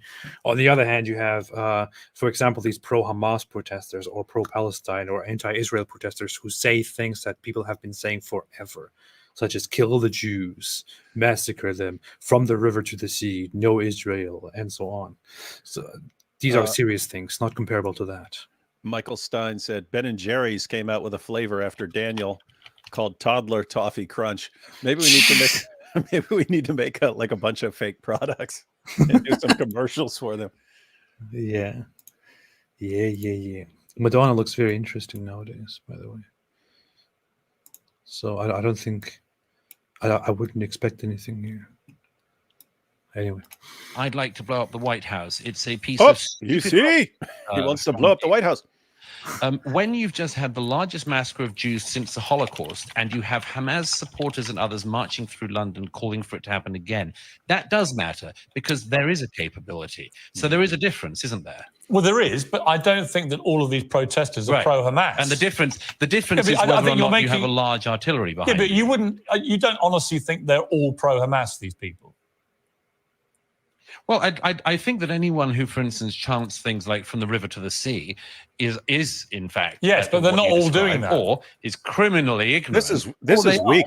This is weak by Piers. You're not saying that all. This reminds me of like when we criticize something with Islam and the response is, oh, so you're saying all Muslims support the killing of apostates? No, didn't say that. Have never even thought it. Why are you acting like I said it? So, I mean, you've got Douglas here pointing out what these guys are actually saying. And then Pierce's response is actually, well, you don't think all of these people support Hamas, do you? I mean, really? Are you saying that every last person at every one of these protests is a Hamas supporter? Because that just sounds strange to me, even though it's something you never said and never thought in your life.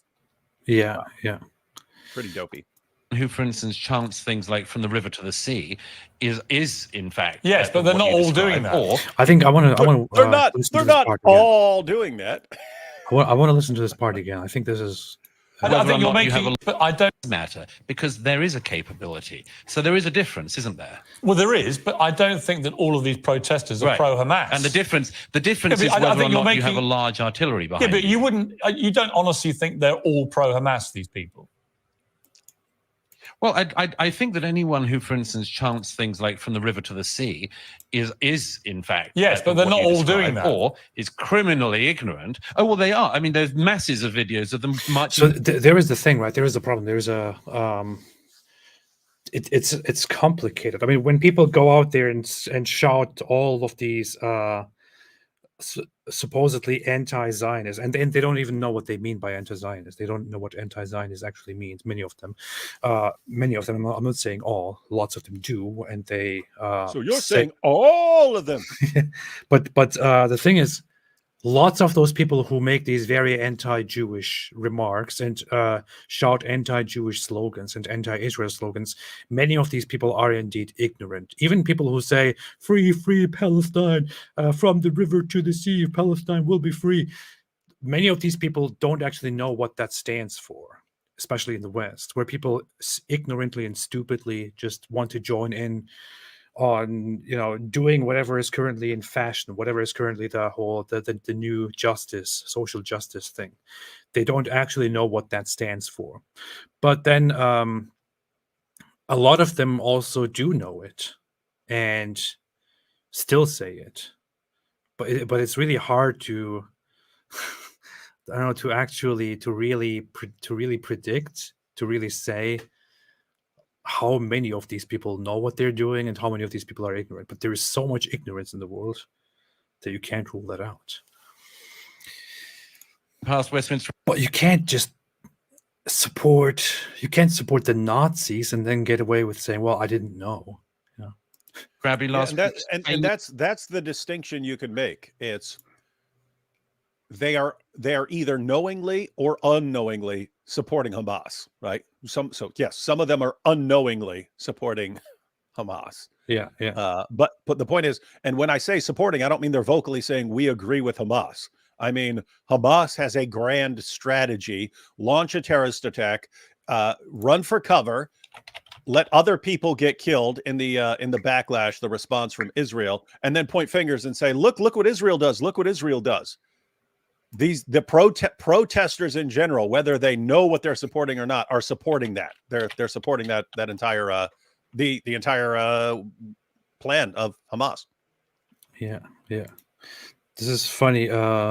Marion Grant said it's in vogue. I guess this is the phrase, the saying that it's in fashion. Because for a second I could imagine that Vogue. it's in the actual Vogue magazine, Free Palestine. No, Vogue. You just mentioned Madonna. You were just talking about Madonna. Vogue. Yeah. Don't just stand there. Let's get to it. Strike a pose. There's nothing to it. Vogue. That. Okay. It's in Vogue. I know that is what is being said, but I'm saying right now, Vogue. It wouldn't surprise me if it was also in the Vogue magazine. Vogue. Exactly that. Yeah, but they're not all doing it. Past the statue of Winston Churchill last I've week watched the saying videos, exactly. and there are lots of people chanting and some who aren't. Okay, well, here's a challenge. Okay, well, here's a challenge, Piers. If you decided to go on some kind of march, and in week one you discovered that you had the BNP along your side calling, for instance, for the murder of all black people, would you not wonder whether or not you should go on week two? And would you not drop out by about week 3? I'd have thought so. I would. That's a good question. Look at his face. And Look yes, at his eyes. I would. that doesn't actually, that shouldn't. Right. So we can tell something about the marchers. Well, you can tell that, you can see that you have a view. Your own opinion is they shouldn't be marching along. This is a very good moment. This is the one that was posted, where it seems like Piers is caught in a moment and he doesn't know exactly how to. It is, and he's making a really stupid point. But not everyone is actively calling for the annihilation. So surely it's okay for some of the people there. And him saying, and Douglas Murray saying, "Hey, but I mean, supposing you walked into this out of complete ignorance on week 1, what are you doing there on week 2 and week 3?" Yeah. This is good. I want to see this again. Lots of people chanting and here's, some who aren't. Okay, well, here's a challenge. Okay, well, here's a challenge, Piers. If you decided to go on some kind of march and in week 1 you discovered that you had the BNP along your side calling, for instance, for the murder of all black people, would you not wonder whether or not you should go on week 2? And would you not drop out by about week 3? I'd have thought so. I would. Watch his eyes. That's a good question. And yes, I would. But that doesn't actually. Good. That shouldn't. Right. So we can tell something about the marchers. Well, you can tell that. You can say that you have a view. Your own opinion is they shouldn't. Why stuttering? Be marching alongside these other people. However, they are still entitled in a free democratic country like ours. Yeah, he's caught up in a. Okay, yeah. He's no. He got me. He got me. I don't have absolute opinions on this. I just think it's a really interesting test. This is nice. This is nice. This was the decisive moment here. Douglas is very accurately, with precision. I don't know, what do you call it? He finished him. He destroyed him. He really made the point that needs to be made here, and I think Piers should really think about this for a little bit. All of that is simply not an excuse. Not all of them are doing that is not an excuse. Because if it's so prominent, if the whole anti-Jewish, anti-Semitic stuff is so prominent in these rallies, and of course the Islam side of it justifies all of that, then maybe you should wonder, am I supposed to be here? Am I supporting something wrong here? I don't know. But lots of them also decide to support it anyway, and they justify it. But I hope Piers Morgan gets it, at least after this point. But here's also his reaction to that. Look, I showed this earlier, but his reaction to that is also here. Somebody posted this and said, "You don't see Piers Morgan lost for words much." And Piers said, like, Douglas made a very good point. And this is actually that part. Let's see. Isn't there? Well, there is, but I don't think that all of these protesters are pro-Hamas. And the difference is whether or not you have a large artillery behind you. Yeah, but you don't honestly think they're all pro-Hamas, these people? Well, I think that anyone who, for instance, chants things like "from the river to the sea" is in fact but they're not all doing that, or is criminally ignorant. Oh well, they are. I mean, there's masses of videos of them marching past Westminster Abbey last week saying exactly that. Yeah, but they're not all doing marching it. past the statue of Winston Churchill last I've week watched the videos, and there are lots of people chanting and some who aren't. Okay, well, here's a challenge. Okay, well, here's a challenge, Piers. If you decided to go on some kind of march and in week 1 you discovered that you had the BNP along your side calling, for instance, for the murder of all black people, would you not wonder whether or not you should go on week 2? And would you not drop out by week 3? I'd have thought so. I would. That's a good question. And yes, I would. This is a good moment, man. Douglas Murray. I don't know. I'm impressed. I'm impressed. He hits of how far the nail on the free head. speech goes. Well, and I do feel here's the uncomfortable. interesting test, if I could say so. Yeah, sure. The interesting test, if I can say so, Piers, is there are limits to this, in fact.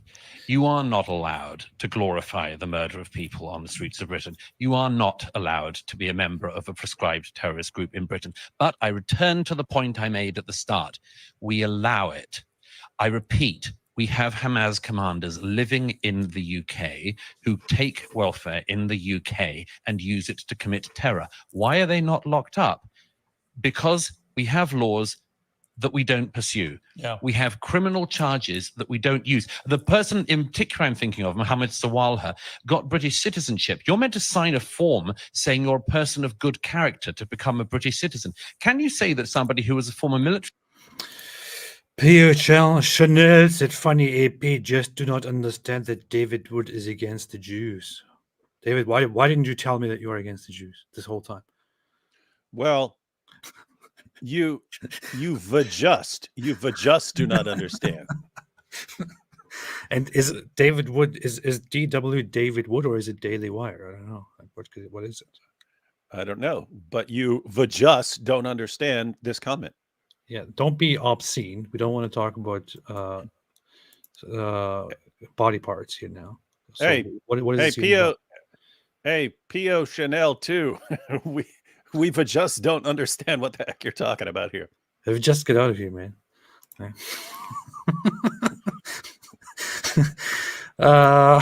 Yeah, why don't you just get out of here? The second said Piers would understand proportionality if he watched Far 4, for example. If Jews destroy your homework, you can stone a cat, but going further is wrong.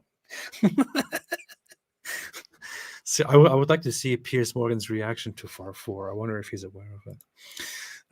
Giovanni Garcia said, you guys didn't tell me you were on SMH. I don't have to tell you. What? We didn't. What? Shaking my head. No, I scheduled it 3 hours in advance, I think. Yeah. I'm sorry. It's my fault. Spirit and Flesh said, AP as an atheist, reason Jews are always hated. Love watching you and my fellow WV brother, David Wood. Always excited when you guys go live, praying for you. Because there are different reasons. Of course, I have my thoughts on it. Douglas Murray recently, we watched a video of him. He gave some very, very good reasoning. But the way I thought about this a lot over the years is that that Jews happen to be one of those populations, a very rare population, that refused to assimilate into oblivion, that refused to simply adopt a different religion or a different ideology, different culture, and then be sucked in and disappear as a group. They were always very firm on preserving their culture, their beliefs, their identity, their names, and so on. And people don't like that. People often don't like that throughout history. They don't want that necessarily to be happening. They want everyone to assimilate and to get rid of whatever identity and whatever belief they hold. They want them to become part of the group. They don't want them to stand out. But Jews have been very successful over centuries, over the millennia, at maintaining their culture, maintaining their beliefs, maintaining their scriptural things, preserving their history, and so on. And of course, then there's also the other factor of Jews being, holding different positions in society, being pushed out, being considered people who have no roots, which was a cause to hate them. Then they get their own country. Then people are like, how dare they suddenly have a country? There is so much at play here. I don't know. What do you say, David? He asked, as an atheist, what do you think? So what do you say? I'm not an atheist. So the only thing that's relevant to me you're here a secret atheist. No, the only thing that's relevant to me here is the West Virginia part. So I'll just say, almost heaven, West Virginia. Blue Ridge Mountain, Shenandoah River. All right. Yeah. Yeah.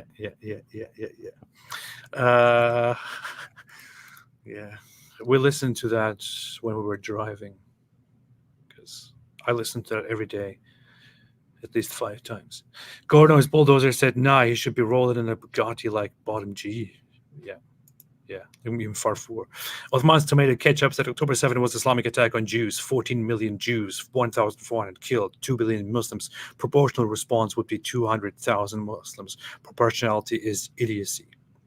It is. Ooh, this person's Uthman's tomato ketchup here is arguing proportionality based on the size of the population. That's interesting theory. Ask Muslims if they'd support that. Yeah. Charlie Olvera said stuttering is an early sign of bowel incontinence. Yeah, that's true. That's true. I just learned that by reading the super chat. I agree with that. And in order to deal with bowel incontinence, you have to remember that the eyes are the leather strap of the anus. Yeah, that's also very important. Which, by the way, is the actual relevant understanding of that verse. Yeah, the wisdom which you get, the haq and the hikmah which you get from Islam. The haq and the hikmah. Gornaz Bodo says, aside from the tweet, anything new with Snicker? I don't know. No. I think they're talking about the Jesus was Palestinian that he got fact checked on. Did he just tweet that? It was like a day or two ago, and I responded that Muhammad was Zionist. Just as you're just going to say anything, just say whatever you want. But yeah, he actually got the fact check. No, Jesus was not Palestinian, hadn't been invented yet. I mean, why is a guy who doesn't know a single thing about the world and about the history commenting on something and typing something so stupid? Jesus was Palestinian. It's all he knows his crowd. He knows his crowd. He's using his crowd. He's getting his reward from his conversion to Islam. Namely, all you have to do is post a bunch of stupid things like this, and you have a ton of followers. Martin Luther King was white.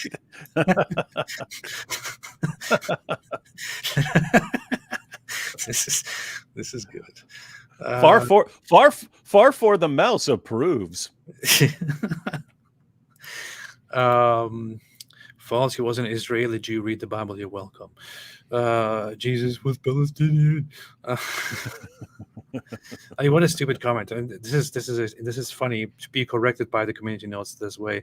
Jesus was born in Roman-controlled Judea. The name Palestine was not yet in use. The province was renamed to Syria Palestina a century later. And some 500 years after that, Arabians conquered the land and settled there. There is zero legitimacy behind Sneako's claim. This is brutal. Very, very brutal. Plus, add to that even long after that, long after any of this, if you went back in time to the 1700s or 1800s and talked to the average Arab person in what is now known as Palestine and said to them, "Oh, hey, you are Palestinian, right?" They would say, "What are you talking about? I'm Arab. I'm Muslim." That's what they would say, because there was no such thing as Palestinian. That was only adopted as an identity in the 20th century. That's when that happened, based on Europeans who called it Palestine, based on biblical and historical knowledge, where a small part of the region was known as Philistia, based on these ancient people who were immigrants, who were settlers, Greek settlers into the region, who were known as the Pelishtim. That's it. Nothing to do at all with the people who are living there right now. Hasret said that missile was AI generated. Prove me wrong. Yeah, it probably did. Yeah, that's a joke, but that is one of the ongoing things that ties into what we were talking about earlier. Once you believe that the people who are giving information on breaking news stories are complete liars, like, what do you do? Like, you can't trust anything. Liar! You're a liar! You're finished already. 501 Mobius said there are 19th century maps of Palestine. Did you not just hear what I just said? Did you not hear what I just said? I said they adopted it as an identity in the 20th century based on European language, what Europeans call it, because Europeans called the region Palestine forever. I was just adding on to what we just read here in the note, which is that the Romans named it Syria Palestina a century or so after Jesus, and after that it was known in Western languages as Palestina. So that's what they referred to the region as. The British, when they took over the region from the Ottomans in the early 20th century, called it British Mandate of Palestine, because they were calling the region Palestine, because that's what they adopted from the Romans. Nothing at all to do with the Palestinian population, which adopted the name from the Europeans. Okay. commander of Hamas in the West Bank is, quote, a person of good character? I'd say not. So again, like the police, like many other people, the border control in the UK doesn't enforce the law, doesn't care to do so. And I repeat, there is a serious problem with this in the UK. Israel, as you can see tonight, can look after itself. I wonder if Britain can say the same. Yeah, listen, I understand that point. You've also said it will have to be counted if the march goes ahead because the British public shouldn't have to put up with it. But what does that mean in reality? You're not endorsing people to go and confront them, are you? No, not at all. I would suggest that if the cenotaph, for instance, comes under attack, there should be a peaceful ring of people around the cenotaph to protect it, as with other monuments. And I think that that's what many... That is that thing, right? That monument to remember the peace. Isn't that, I don't know much about that symbol in London. The cenotaph. Is that the significance of it? Can somebody tell me? David, you should know. You are English. I mean, it's probably the thing. Is that the thing? I mean, they've been like painting Palestinian flags on stuff and so on. The cenotaph is a war memorial on White Hill in London, England. But yeah, this is it. For the British and Commonwealth dead of both world wars and British dead from later wars. Okay, to remember the peace. Okay, and the wars. Yeah, that's what it is. To remember the fallen soldiers. Okay, that's what it is. People will do. I hope they do so peacefully. But as this goes on and as the provocations grow and grow, I'm very, very afraid from what's going to happen this weekend coming in the UK. Personally, I think it's safer in Israel these days than it is in central London, certainly for Jews. Let's talk. Oh my, yeah, that's true. That's actually very true. It looks like. He ain't lying. Yeah, what? What is it? What did you say? He ain't lying? Is that what you said? I said he ain't lying. Oh, yeah.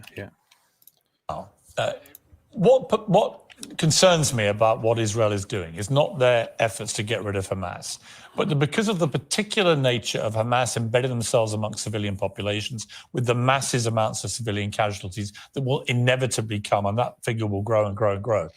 Are we not, as Barack Obama warned, are we not creating here just an opportunity for far greater radicalization of all those young Palestinians who watched their loved ones get killed?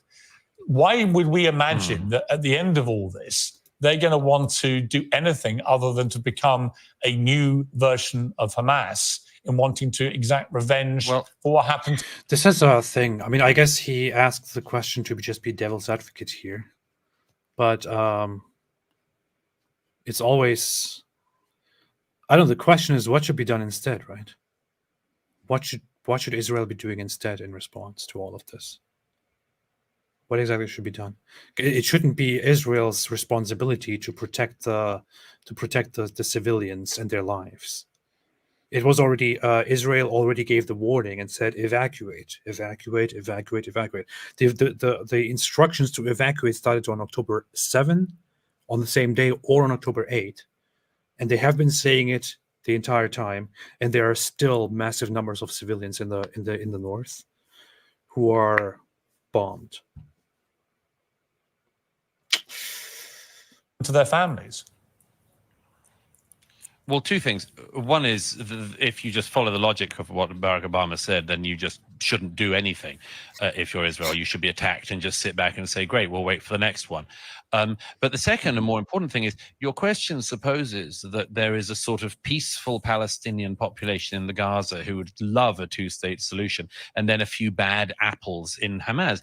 I think that's not true. Why is it that when one of the victims of the music festival, a poor young German Jewish girl, who it seems was raped and then brutally murdered and taken into the Gaza naked. Why was it that you can find, and anyone can find this online, a crowd of ordinary Gazans? It wasn't Hamas, it wasn't a Hamas rally.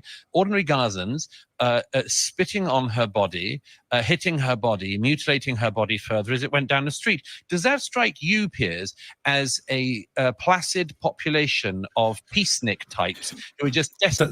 That's exactly what needs to be brought up here. So it's not just Hamas. it's not just Hamas that is doing things. It's not just the people who participate in these specific attacks and the infiltration. Even it's not those people who were in on the whole plan. It's also a lot of the others who are at home, who are the public, the general public in Gaza, who participated, who celebrated. And people, this reminds me of like the situation with the grooming gangs, and that you don't realize how, like, culturally, how many people are on board with this. You'd see the situation with the grooming gangs, and you could look at the list of names, and it would be like 3 brothers involved in gang raping this girl, and the father, and the uncle, and the cousins, and so. And it's like, and it's a family affair, right? It's entire families who are all gang raping and drugging and pimping the same little girls. Well, families should stick together. And so it's like you can have a bad apple or something like this, right? Like almost everyone in my family has been a criminal of one variety or another. But I happen to know, if I were to call up my brother, let's say, and say, hey, I got this 12-year-old girl over here. Let's get the whole family together and gang rape her and stuff. My brother is going to at first assume I'm joking. If I'm not, someone's getting clocked. Someone's going to get clocked, right? The family is not going to put up with that sort of thing. Somehow you can have entire populations coming out of the mosque, and they think, hey, hey, did you hear about this girl we're about to go gang rape? Yeah, let's go gang rape this little girl. And it doesn't cross anyone's mind, hey, we need to put a stop to this. Notice that you've got an entire Pakistani community involved in this, and it doesn't cross anyone's mind to say, hey guys, this is wrong. I need to go report this to the authorities, what you're doing here. It's just acceptable among them. So the point is, you can look at specific people who get caught. There are a bunch of other people who are involved and complicit to different degrees, at the very least, not telling people what's going on and so on. And so I think I just don't think Westerners understand anything outside of their own bubble. They think, okay, you've got the terrorists. There's some bad guys there, but other than that, other people around there just, they're like us. And guess what? They're not. They're not like us. Not like us. In the Western world, there is a lot of misunderstanding, a lot of naivety about the differences between different cultures, and that whole idea that in the end we are all just people. Everyone is just needs a little, reminder to do things right, and then everyone will just be okay and cool. That's complete nonsense. Hey, get a Palestinian pen pal, eh? Just get a Palestinian pen pal. We have footage also of the attack on October 7th, people infiltrating and committing atrocities. It wasn't just Hamas. It was civilians together with Hamas. We have footage of civilians walking through the gates of the kibbutz and, walking through Israel to loot dead bodies, to loot the villages, the communities, just randomly steal things here and there, and some taking people back. It was not just Hamas, it was also the population. Desperately waiting for a 2-state solution to be put back on the table for the millionth time in the last 70-something years. It doesn't seem like that to me. No, but there are over 2 million people in Gaza, and there weren't 2 million people in that video clip. There were a few hundred. So I don't like to make... That's a very strange point. Yeah, well, a few hundred at random. And did you see anyone in it saying, hey, guys, stop. We're not meant to mutilate the bodies of girls or rape them in public? No, I didn't see that. But then what you're really articulating, correct me if I'm wrong here, but isn't what you're articulating really an endorsement of collective punishment, where you assume they're all guilty? No. And that's not how it works. That's not what collective punishment is supposed to be described as. This is a completely normal retaliation, state of war. And how it Douglas unfolds. and Douglas Murray's pointing out that Pierce's understanding seems to be you have this limited number of a few hundred or few thousand, let's say, Hamas guys, and then everyone else is innocent and has nothing to do with them. And that's false. That's false. Yes, there are people there who would love peace. Yes, there are people there who would just love a two-state solution. Yes, there are, and so on. But the idea that it's this small group, Hamas, and then everyone else, freedom-loving supporters of the two-state solution and so on, who want nothing to do with terrorism, bull. It's not like that. Yeah. I don't know why you talk about bulls now. But yeah, so... Well, it could be a new character in our cartoon. Oh, that makes sense. That makes sense. Abu Bakr the Bull. Yeah, it's plus collective punishment. So if the situation was like this, if Israel, in response to everything that happened, said, oh, you know what, we don't care at all about who is and who is not a civilian, we're just going to bomb and kill everything. This entire population is to be punished. We're going to bomb them all. We have no interest in protecting or saving anyone. If that's what they said, that would probably amount to collective punishment. But that's clearly not what has been done. No. Everyone knows from the beginning to the end, even those who hate Israel know from the beginning that Israel has been saying, we will bomb this part, severely evacuate, go south. Civilians leave because you will die. Go away from there. Save yourselves. That's what they have said repeatedly. So yeah, that doesn't sound like collective punishment. No, they're going after Hamas, and there is lots of collateral damage because Hamas makes sure there is lots of collateral damage because that's part of their entire project. Yeah, so in case anyone doesn't know, collective punishment is where you say, okay, so and so did this, therefore I'm going to go kill a bunch of people from that person's group as a punishment towards him. I'm going to go kill a bunch of other people. That's not what it is. They're not saying, hey, look what Hamas did, therefore we're going to kill a bunch of Palestinians. It's here's what Hamas did, therefore we're going to punish Hamas. And Hamas happens to embed themselves around a bunch of other people who are now caught in the crossfire. I do have to point out yet again that collective punishment is exactly what Muhammad did repeatedly to Jews. Yes. To Jews. This Jew did this, therefore punish the entire Jewish tribe. Yes, yes. It's Yori said, look at him stuttering while reporting. Alhamdulillah, powerful stuff. Spirit and Flesh said, did CRT lay the groundwork for pro-Pali protests? I don't know. I think it goes way deeper than that. Way far back than that. Yeah, and you can say lots of these things are kind of connected based on and they're connected to other things and so on. So it's all connected. Yeah, it's all connected. It's all connected. So Dave said, once Palestine is established, LGBT people, women will finally have a place where they can feel safe and secure. Yeah, it'll be a utopia there. Yeah, Palestine will be a leftist utopia. Yes, they will treat everyone equally, everyone well. All gay people will have so much fun over there. It'll be it would be funny to see a Palestinian jihadi type mocking this and say, hey, all you LGBTQ, yes, come over here. We'll call it a fruitopia. And what is this?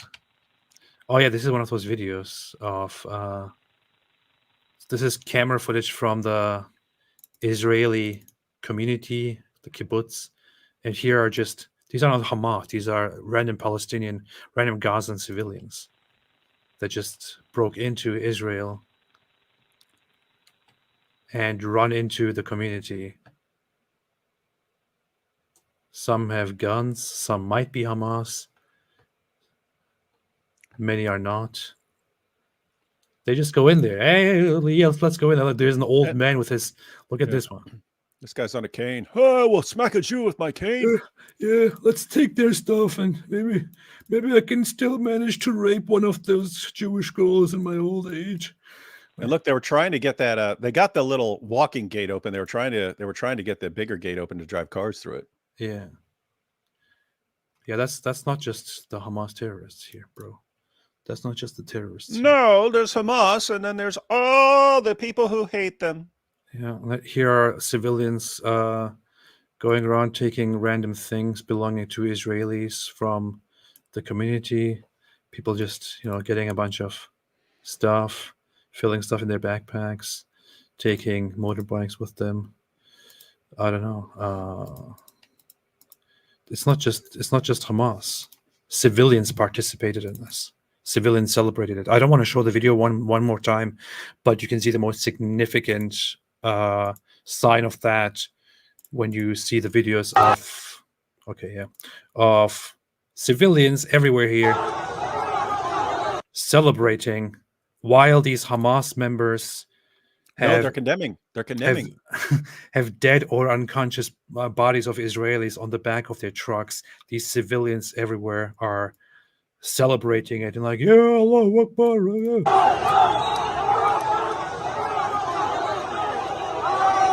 Look at all these innocent civilians.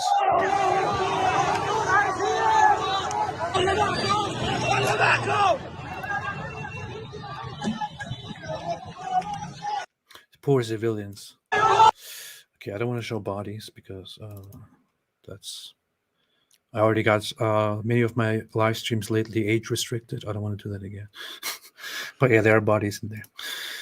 They don't stand up to Hamas. They're also guilty, and that's where people have a problem, I think, with the moral line here, which is if you hold all the Gazans equally responsible, then is that not collective punishment, which is illegal? Well, first of all, who said that, man? Who said that? First of all, there is some responsibility for the peoples in the Gaza. If you elect Hamas and they kill Fatah, and then they remain in power for all of the years afterwards, I'm afraid that there is some responsibility of the people in that situation. When the Germans had Adolf Hitler come to power and voted for him, we in Britain took the view that the German people were responsible in some way. So I'm not for collective punishment per se, but nor am I for this idea that there is something unique going on in the Israeli-Gaza context that we in Britain couldn't understand. Actually, there is one unique thing. In our own history, there is very similar things. But there is one unique thing, which is that the population of Gaza is pretty unique in that nearly half of the population are children. That is a unique situation. No, I'll tell you what's unique about the population of Gaza. It's the only population in the world where people routinely claim the Israelis are committing genocide, but which has a population boom all of the time. I mean, that strikes me as being quite an interesting thing about the Gaza. But as for that... That's the point that I just made when I brought up the population growth. It's steady population growth all the time. It keeps growing. But people keep saying, "Oh, Israel has been committing genocide for decades." Yeah. What genocide, man? Yeah, and I mean, again, when you're saying, "Hey, half the population is young people," that means people are having tons and tons and tons of kids. No, they are forced to have kids. David. How is this? Again, how is this once again, Israelis are the worst genociders in history. It's like they're dumping fertilizer constantly on Gaza somehow. They're forcing them to have kids. You don't understand. They're making them. They're putting fertility pills in all in their water that they're giving them. Yeah, they don't want to have babies, but Israel forces them to have babies. They're so cruel. So here, once again, growth of Palestinian territories, population of Israel and Palestinian territories between 1960 and 2020 in millions. And you see here, it continues, it's growing. I don't know, maybe they're trying to say that Israel is trying to get rid of them, but they just can't because they grow so fast. Or look at that. You're talking from 1960 to 2020, talking 60 years, fivefold. Yeah. I mean, that is an exploding population. That is, again, terrible at genocide. Terrible at genocide. Very incompetent, horrible job that you're doing there, Israel. Like, shame on you. That's what we're supposed to get to. As for the moral cruelty, I want to make a very, very important point, if I can say so, on this, which is, people quite often abuse history, and they say things all the time. I mean, about the only thing anyone from history knows is about the Nazis. Here's something I can tell you with absolute certainty, Piers, having not just seen some of the results of what Hamas did on the ground here in Israel a few weeks ago, but having watched the videos of the unedited footage, which I was one of the journalists was sadly allowed to see the other day. I can tell you one thing: the comparison between Hamas and the Nazis is insufficient. Oh, this is the moment. And sorry, there's an incoming.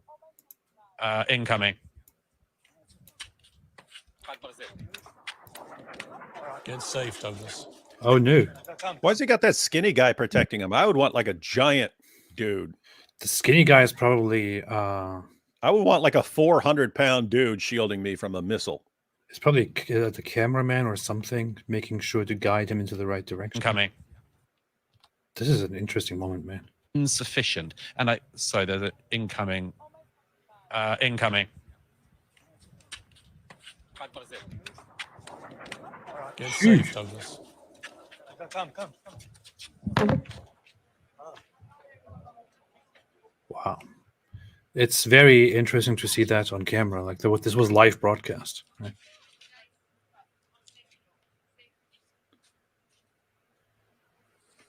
Wow. Okay, everything's good. Yep, we're good. Didn't die.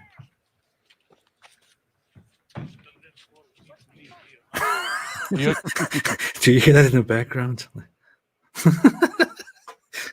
Somebody's in the background saying, "What the F is that?" Okay, Douglas. Yeah.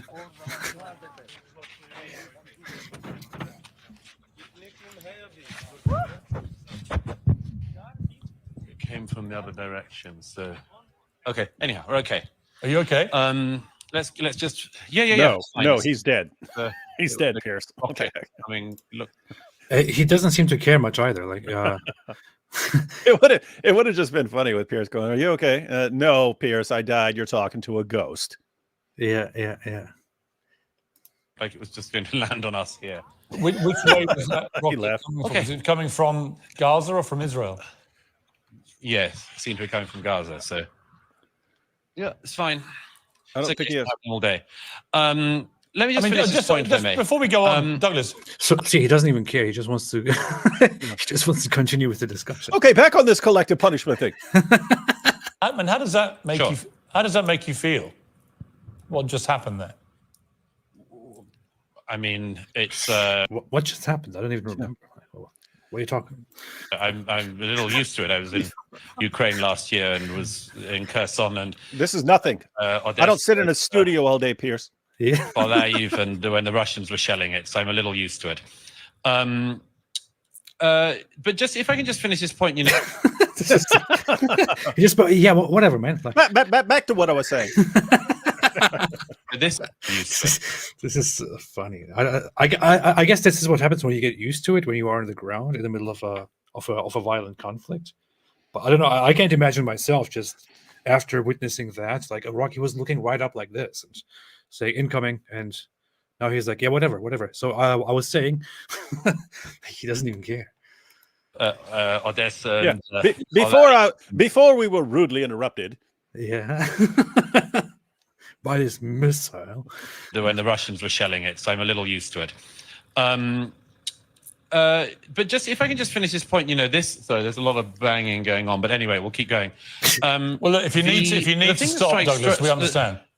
No, don't worry. If we need to stop, I'll run to the shelter, I assure you. The thing that struck me, Piers, about seeing the 7th of October footage was that even the Nazis were actually ashamed of what they did. SS battalions who spent their days shooting Jews in the back of the head and pushing them into trenches had to get very, very drunk in the evening to forget what they had done.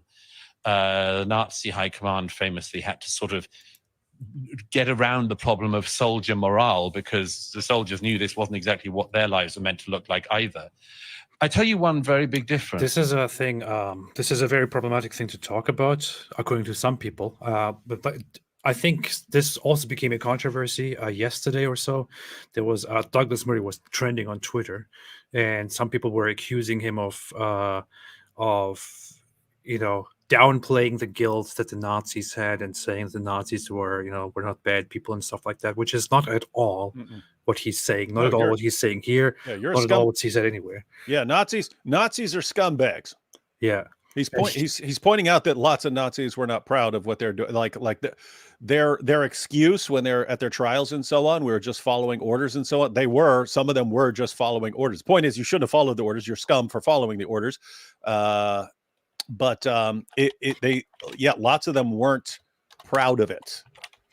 Lots of them knew they were doing horrible things, and it was just, oh, okay, well, I mean, I have to do it, otherwise I'm going to be condemned as well, and suffer the same fate. But there's a massive difference. And keep in mind, there were Germans who loved what they were doing. There were Nazis who loved what they were doing.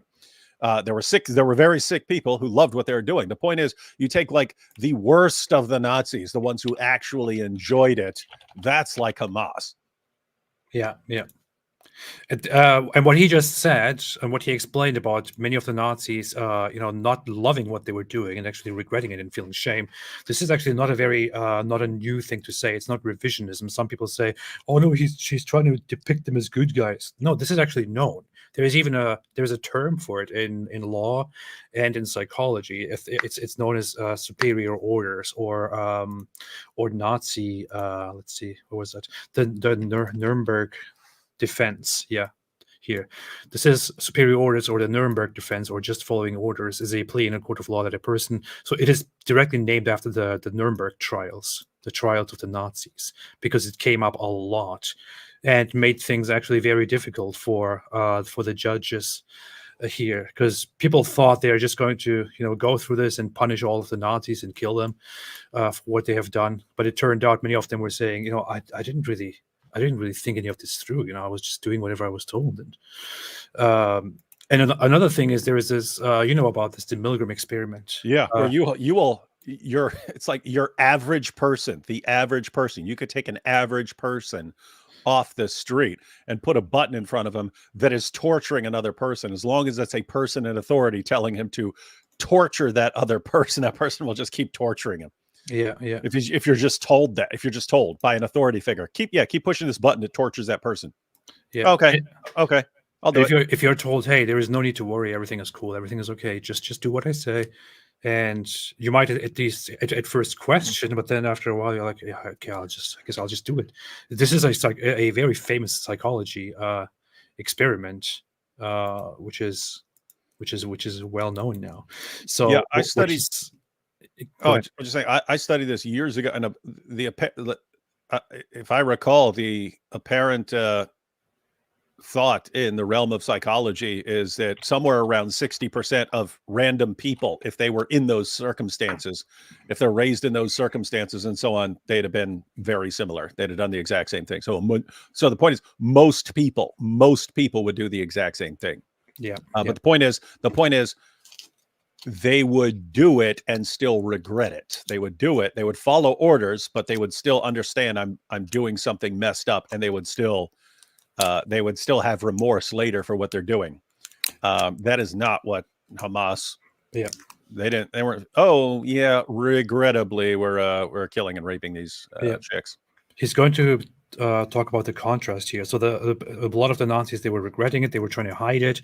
The Nazi leaders were trying to hide it. They had an elaborate plan to blow up the extermination camps after they were used, but not Hamas. Hamas is very proud. If you look at the footage, the raw footage, and I really hope people don't on a wider scale have to view what I viewed the other day. If they see it, they will see something that is at least as barbaric as what the Nazis did. But here's the difference. They did it with glee. They were deeply proud. You see people trying to, taking the head off a young Israeli man with a shovel, and then calling their parents back in Gaza and telling them, Father, I've killed 10 Jews with my own hands. Get mother on the phone. I want to tell her how great a job her son has done. I come back to this thing. I'm not exaggerating this. It's very, very interesting, and people need to realize you had this situation with with the Nazis, where they also were a genocidal anti-Semitic organization, but they tried to cover their crimes up.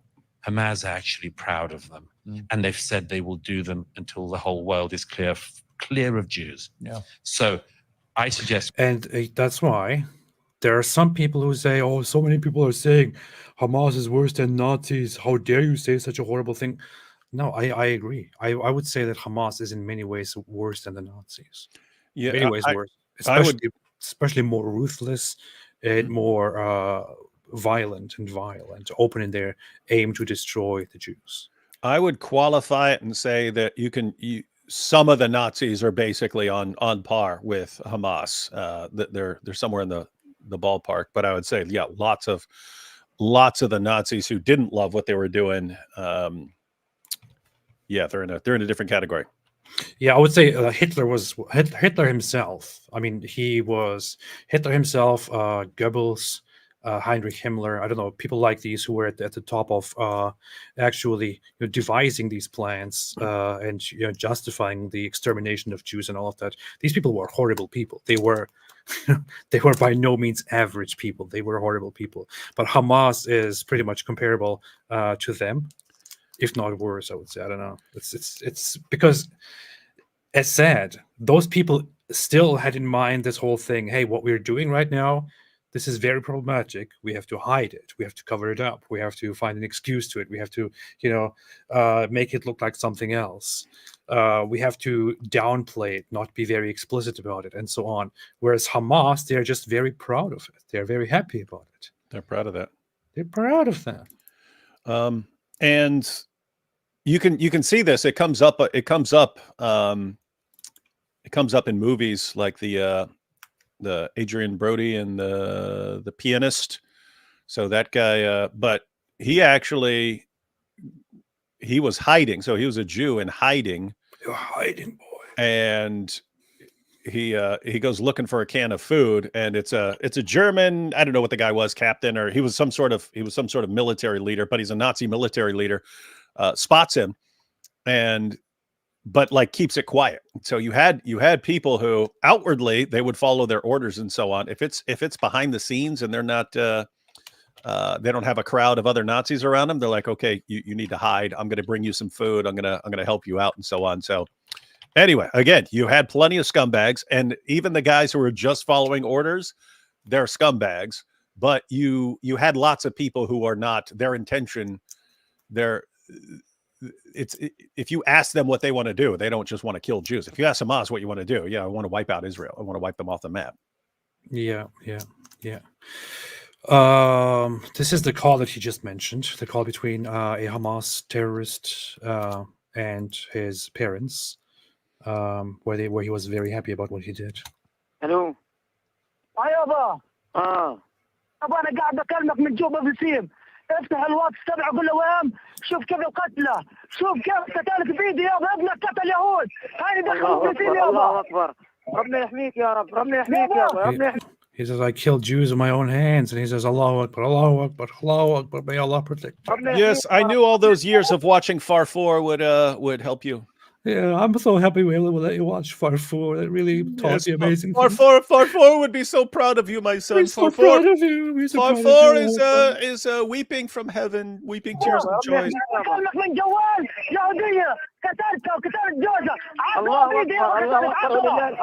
I killed 10 people with my bare hands. Is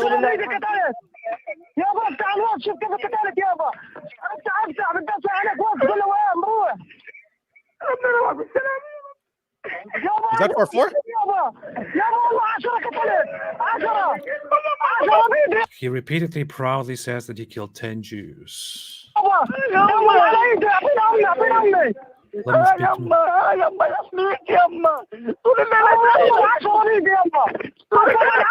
I killed more than 10 Jews. Mom, I did it. Your son is, be proud of your son. Your son killed more than 10 Jews.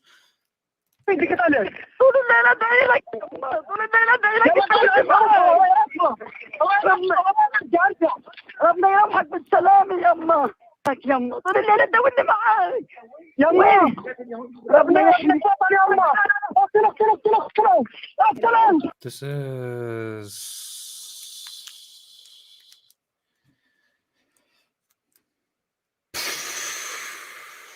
What do you say?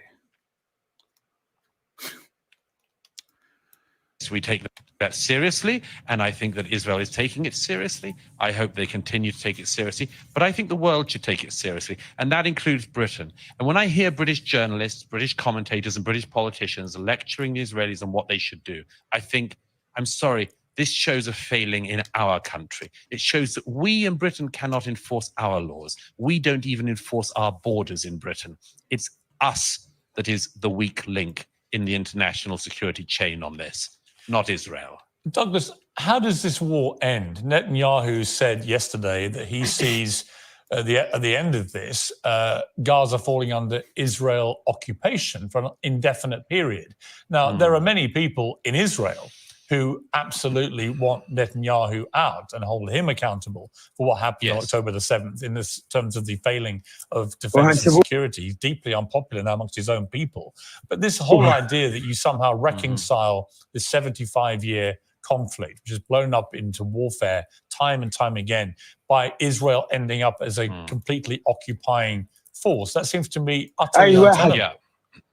Sorry, I'm just looking at a different thing on the one side, which is a video where I want to put it on the screen just for a second, if I can, but seemingly I can't. But it's a video of basically these two guys capturing an Israeli woman and saying in Arabic, "This is one of the dogs of the Jews. We'll keep her as a concubine, as a sex slave. We're in their lands now. We'll do whatever we want. We're coming," or something like that. And then the response of the entire world is, okay, but be very calm and moderate in your response to these guys, and also make sure to not be Islamophobic. Yeah. من الكلاب اليهوديين هاي مسكنا واحدة وهنسيبوها أي واحد زلمة بدنا نشوف إيش بدنا. So they have a girl there who's crying in filth, and it says it's one of the Jewish dogs. We captured her as a concubine. We'll capture anyone we capture will be dealt with. We're in their lands now. And the other one says, film her. Yeah. And all of the footage that we have seen that are available to the public, or that are on some sites, are not even half of what was shown to independent international reporters in what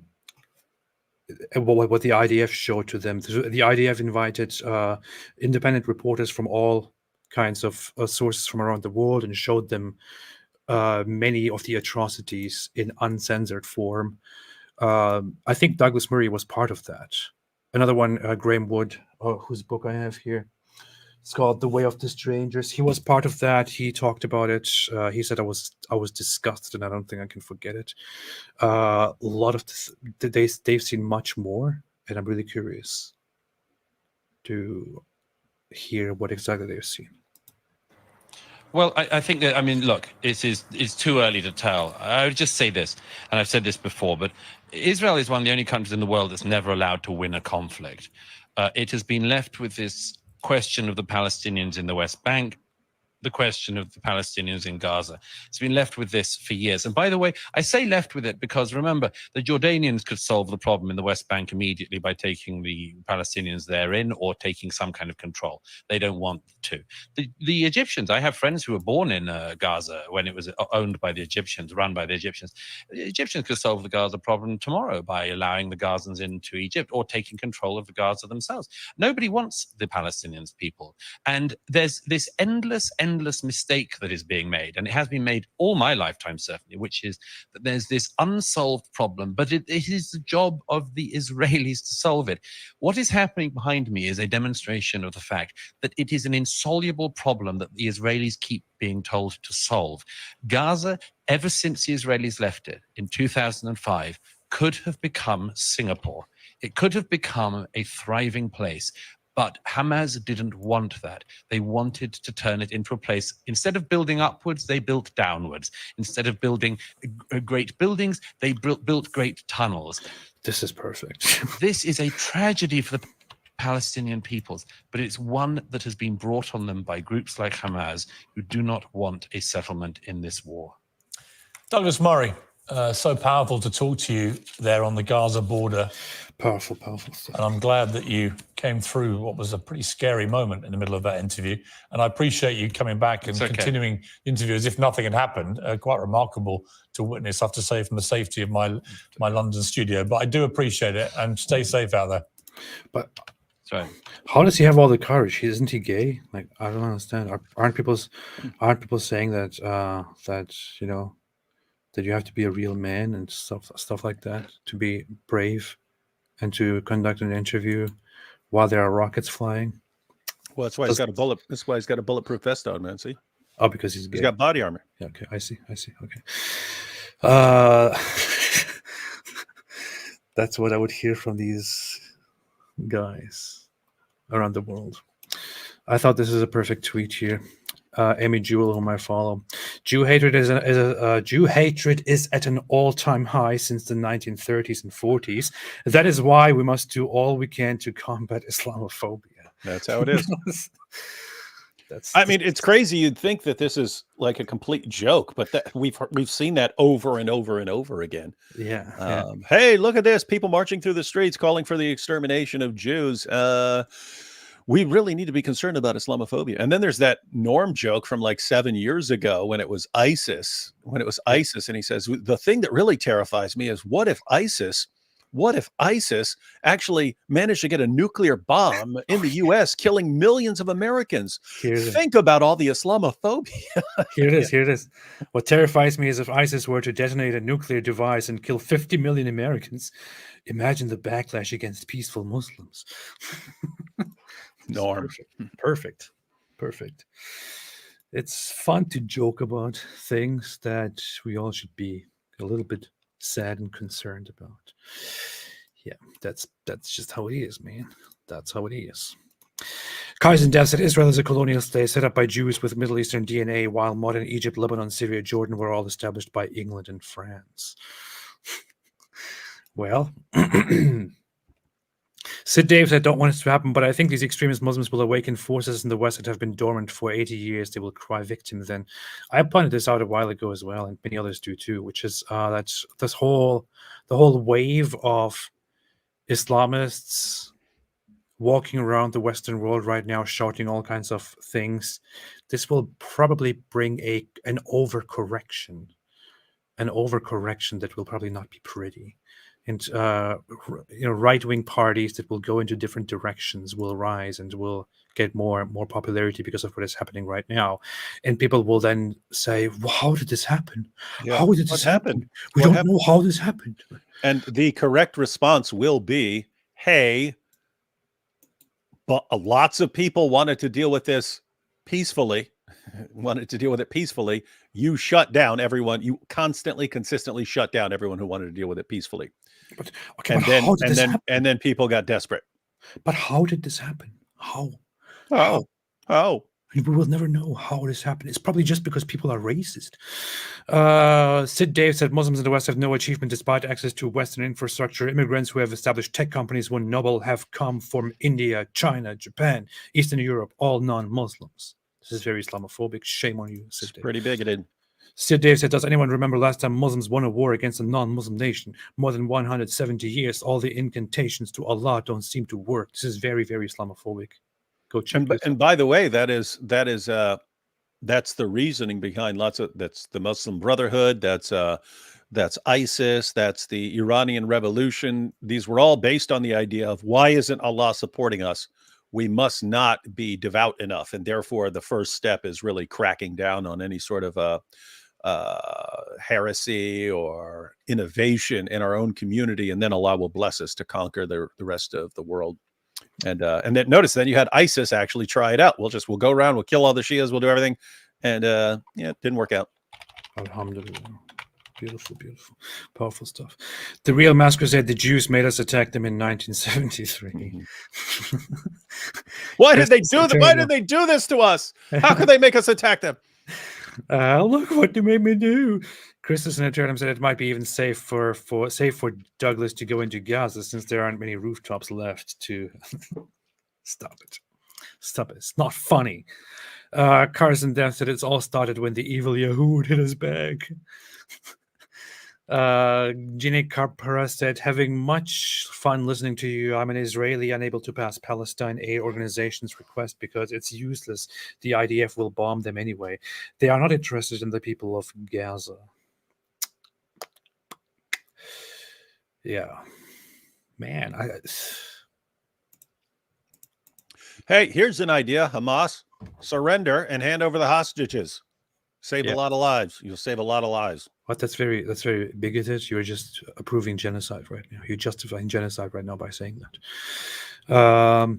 Gordon's Bulldozer said, AP, what was the food like under Islam? Yeah, what do you guys? What did you guys eat in Turkey? And I assume you don't eat turkey, but like, how does it compare with? Because you guys are kind of in the middle of. I know what Greek food is like, and I know what Arab food is like. But what's what you guys in between, or closer Turkish to one or the food other? is generally considered Mediterranean food, so it's kind of close to Greek and Balkan and Italian, like that kind of.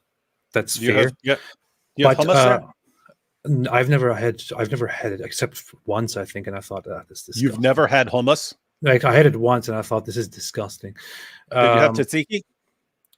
Yeah, that's actually in Turkish known as cacık.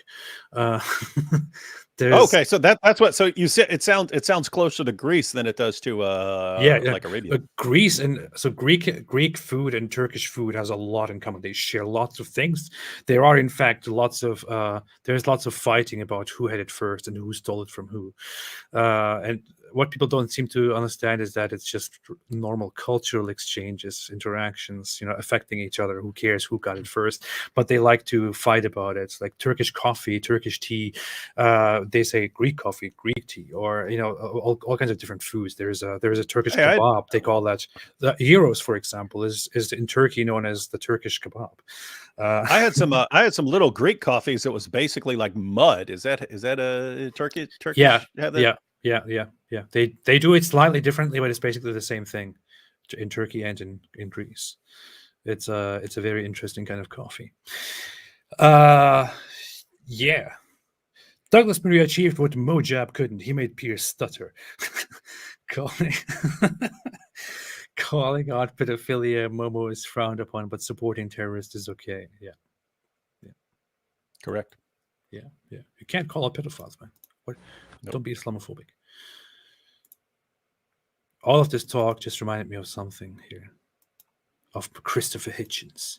This is very urgent business, ladies and gentlemen. I beseech you.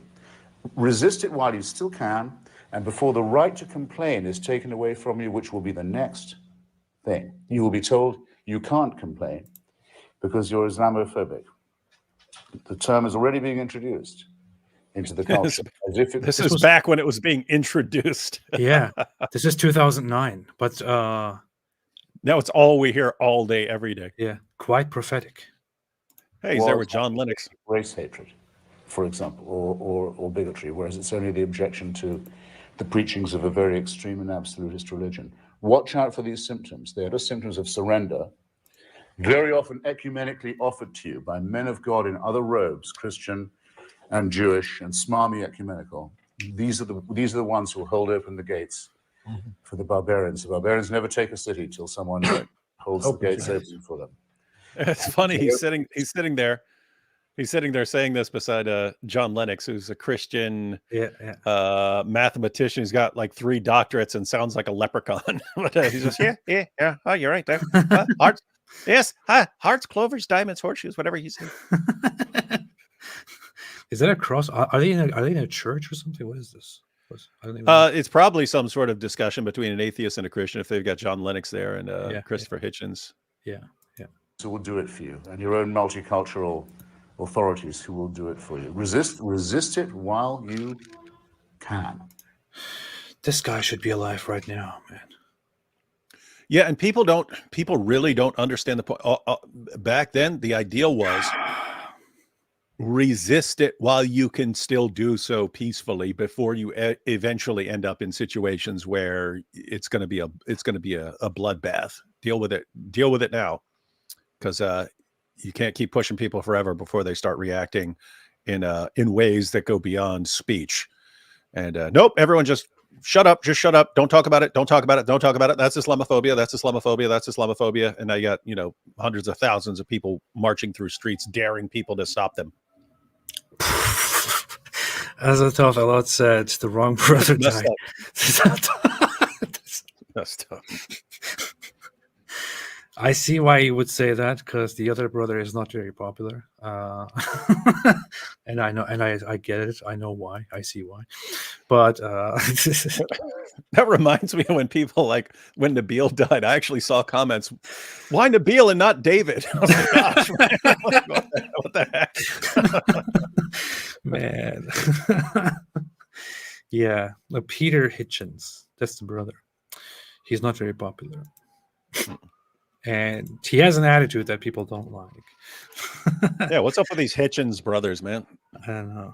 But Christopher Hitchens, I don't know, he's brilliant. I love this guy. Wish I had met him when he was alive. Yeah, he's I mean, think of him. The only one who can really match him in terms of I mean, Douglas Murray's probably the closest thing as far as just combining, just zeroing in on some point to make, but then just saying it in the most epic way possible. Yeah. Speaking of Peter Hitchens, some people probably know about it, but he recently had an appearance on Alex O'Connor, formerly known as Cosmic Skeptic. He was on his podcast and stormed out and called him all kinds of different things. Famous journalist storms out of interview. I actively dislike on a number of subjects. It's really. I think you. But this is a bit wow. He pulled a Matt Dillahunty. And I'm also sick to death of the people you promoted. So be it. What was he mad about? This is so funny. Will you be all right? You're entitled to use that, by the way. Feel free to do so if you want to. But I think you've had me here on false pretenses. What? And if you run this interview, I shall say you had me here on false. I'm sorry. Which false pretenses? Wait, where did it start? Hitchens leaves here. I just want to see it. Yeah. Something like a re-education. I think I've had this actually. I think if this is going to be he about said re-education camp on board, if you want drug decriminalization, good luck. And enjoy the society you get as a result. But frankly, I'm sick of the subject, and I'm also sick to death of the people you promoted. So be it. Nothing goes out. But then he stood there for 15 minutes just ranting about I don't like you, I don't like oh this. we might have to watch this and do this as a live stream because now I want to see this. To a conversation about drugs. If you wanted to sit down and talk about the other subject, for instance, God, that was the next one on our list, and we talked about that instead, just to prove to you that I'm not interested in just talking about drugs to you. That's not what I'm trying to do here. We're talking about drugs, and I mean that. The thing is, flip that over there? He invited him to talk about his stance on drugs, and that drugs should not be decriminalized and all of that. The very funny thing is, and also about different topics. But he told him in advance that these are the things he wants to talk about with him. He kept talking about drugs, and apparently Peter Hitchens from the very beginning, he was like, "Yeah, okay, whatever. I already said a lot of things about this." But the irony is, at the beginning, he complained that people never listened to him and never let him talk about his ideas about why drugs shouldn't be decriminalized. And then he got mad because they kept talking about drugs and said, I'm sick of this. I don't want to talk about this anymore. I'm leaving now. It's so strange. But even the way he starts. Suella Braverman last year. Thanks for being here. So far, so good. Suella Braverman. This guy has an attitude problem. Oh, boy. Anyway, the Real Master said Douglas Murray achieved what I already read this. Why are you reading it again? SG said, AP, what scientific miracle proves your atheism? Burn. He has no scientific miracles. He has no proof. You see? You see? Atheism destroyed live. Gordo's Bulldozer said Bashar had a fire propaganda song unlike Hamas. Did he? I never heard it. I know ISIS had a very good propaganda song. It's still one of my favorite songs. DR said day 21 of asking for prophet. I already read this, man. Yeah. Why are you reading every comment you've already read? Sid Dave said Pakistan has deported 2 million Afghan Muslims. No concern for the Ummah. If Europe or any non-Muslim do that, we would be called Islamophobic. Well, Pakistan can do whatever they want. Yeah, you can pretty much go to any place in the Muslim world and see all kinds of atrocities going on consistently. But yeah, if the Jews aren't there, you're not going to hear a peep out about it. Alhamdulillah. Jeff Dribble said, my friends in DR Congo have shared photos they took with kids sitting on their beheaded mothers. Our church is heavily in that area. Yeah. Because we talked about it earlier. The warden said, the warden I said, Islamists will force UK police to eventually carry more guns. They will have to fight fire with fire. Now, even when the UK is like being taken over and Islamists are storming all the government buildings and declaring we will turn this into Sharia, they will probably still be like, okay, all right, guys, calm down. It's not that bad. We've got it under control. And stop being racist, please. You're being very Islamophobic right now. It's not that bad. And that's probably what they will say, and it will all be, and they will still be there. Like when they are being put to death for blasphemy or for opposing the caliphate, they'll be like, all right, it's all right. Just remember, it's not all Muslims. Yeah, just as we were willing to sacrifice our daughters on the altar of political correctness, we are willing to be sacrificed right now and beheaded in the name of Allah to show you all how tolerant we are. Yeah, it's brilliant, isn't it? Oh, it's brilliant. We'll be watching. Yeah. We're proud of that. Sid Dave said, I would love Israeli forces to go full Mongol Genghis Khan on Humaz, build a tower of Humaz skulls.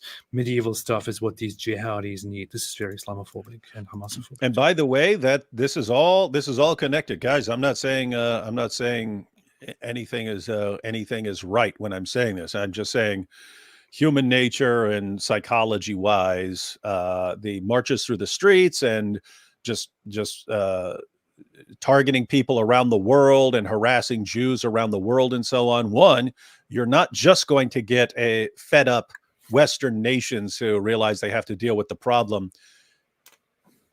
You're also going to get tons of Westerners, politicians, journalists, and so on, who are then on the side of Israel as far as escalating. They're like, oh, we're starting to understand what you're dealing with.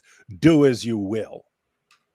That's what you're going to get. That's what you're going to get. So anyone who, all these Dawa guys who think they're really winning now, my goodness, you guys have no clue.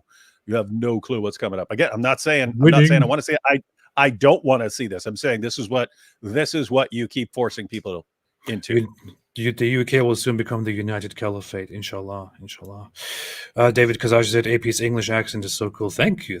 I didn't think much of it, but this basically also implicitly says David's was horrible. That is. See, I knew that as soon as I saw that. Yeah, because I saw David, then I saw Awesome X. I was like, oh yeah, he's talking about me. And oh wait, he's talking about AP. But I've told him sometimes when I'm hearing AP do Jordan Peterson now, like if I were not looking, I was like, hey, is that Jordan Peterson? I think you're crushing it. When I do a Jordan Peterson impression, I sometimes feel like it's Jordan Peterson talking. I can't even tell. Sometimes you're like, am I Jordan Peterson? White Lily said, do the Farfour dance. Oh, that random dance, someone's dying, and he's like, the grandpa is dying, and Farfour is like, so weird. Gonna inherit grandpa's key, and I'm gonna get grandpa's deed that shows all of Israel is mine. Tel Aviv.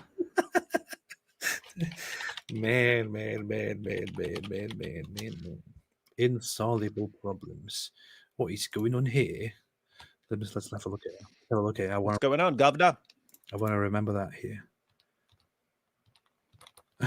In case anyone forgot the هذا أمانة معك فرفور اوعى تفرط بالعرض ده فرفور اوعى تفرط بالعرض ده فرفور يا جدي ما تخافش Farfour the mouse's human grandfather's dying.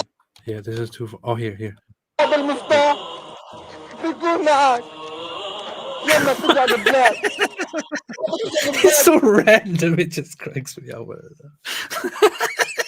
Got the key, Tel Aviv. Tel Aviv is mine. وهذا المفتاح بيكون معك لما ترجع البلاد لما توصل البلاد تفتح فيها Man, this is too much. Against an Ethiopian for Israel said, David, what an apostate prophet. May God bless you. Thank you, mate. Thank you. Thank you. Layman Christian said, how do you guys stay composed when discussing these topics with Muslims? The hypocrisy is so obvious, and I struggle to not let it get to me. God bless. We don't stay composed. David does. I don't. Yeah, and we don't need to, because we just talk about stuff during live streams. Yeah. But David is capable of actually, keeping it together and just going through, despite the horrible things they say. Me, not so much. You have probably seen me occasionally here and there just lose it when I talk to people. So, yeah. I've repeatedly seen AP lose it. Yeah. André Leblanc said, rename Israel to Palestinian land of Israel, bring that old flag with David's star back, and Jews will be joining the Palestinian protest. Checkmate. Huh. Interesting. Dipsy said, Dajjal Akbar. Great. Somebody said earlier, Birmingham or something like that. Birmingham, because there's lots of Muslims in Birmingham, and yeah. You think? Sabi said it's sad for the poor minorities who migrated to escape Islam. It's and now they have to watch them rise to power in the West. Do we do reverse migration? Maybe all Western people should migrate to the Islamic world. Yeah, and that's I mean, at the rate at which people are apostatizing in Muslim countries might eventually be the non-Muslim countries that people in European Muslim countries have to flee to. In other words, another generation, people might be fleeing England and running to atheist Iran. That would be a funny turn of events. The next Zekir Naik said, hey, I uploaded a Dawa voice over for the mouse to my channel. Really? Oh, nice. Really? Wait, go ahead, pull it up. I want to check it out. Did you send me a message? I bet you sent me a message. You can't resist, can you? Yes, you sent me a message. See. I know it. What is this? The next Zakir Naik. Why am I not subscribed? Okay, let's see. This is a part of our religion. There's a reason. Yeah, there's a reason why there's a capital punishment, because people like you, little weaklings, who leave their religion and cause corruption in the land by spreading it. The capital punishment in Islamic law would be applied to you. We have no doubt, and we're proud of that. Yeah, not individuals going and doing it themselves like idiots. Yeah, no, under an emir, it is done. Yes, and we, you know what, would be. Stupid. Lame. Stupid. Good. That was good. Michael Stein said, from the river to the UC. Be serious, man. We're talking about a serious topic here, Michael. The dehydrated pie said, much love from Israel, bros. Nasr al-Hizbo now shooting. He is going to increase their frequency in the north where I live. To you guys, I say, Malaz Kol Hakawad. Thank you. Shalom. Thank you so much. I appreciate it. D. Boudreau said, Hamas attended an Islamist conference in Khartoum back in 1995 with Al-Qaeda and other terrorist groups from Algeria, Egypt, and North Africa to escalate the armed struggle. Makes sense. Why not? There were ISIS fans and ISIS members among the attackers on October 7 as well, by the way. Sam Scholar said, Muslims only care when Jews kill like 10,000 Arabs, but are silent when Bashar kills 300,000 Arabs. Why is that? Also, watch the video for Rabbi versus Gordito Jenk. I saw it. I saw it has a lot of views. That was against Rabbi Shmuley, right? Yeah. Yeah, we're going to have to do a show on that, because, Rabbi Shmuley is a good debater. He is because he's done several debates with Michael Brown, and Michael Brown is an awesome debater. So yeah, Rabbi Shmuley is a machine. So yeah, we're gonna have to watch the exchange with him and Cenk. Yeah. Jim Byrne said, "From the river into the sea, make those Hamas terrorists flee." Just a slight change in wording to the terrorists. Oh, that's good. It's good. It's good. It's good. It's good. It's good. It's good. It's good. Alexei Nizardze said, "Lord Jesus Christ, have mercy on me, a sinner." See, you said the words. Yeah, I did. I think this is from the country Georgia. I know. I recognize. Okay, there is a flag. Yeah, but I recognize the last name too. Georgia's a state. AP, come on. You live in the U.S. You don't even know Georgia. Come on. Helen Aragis made a super sticker, which I cannot see, but I bet it's beautiful. Thank you so much. David Kazachi became a member of the channel. Welcome to the club. Sid Dave finally became a member as well. Welcome to the club. What were you waiting for? Farfour said, "Why are you stuttering? You see." Zaire Bio said, "Sorry if unrelated, but can you tell me more about the guy sneaking out of Momo's bedroom each night that he explained away as being Gabriel? Or am I misunderstanding? Reference, stunning information, by the way. This is Dihya, but go ahead, David." Yeah, that's not.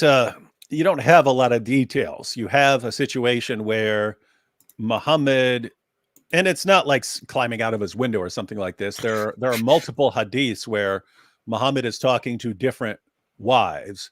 And he's talking about his, having a Diha al-Kalbis over his house and so on. And then he would ask his wives, "Hey, who was I just talking to?"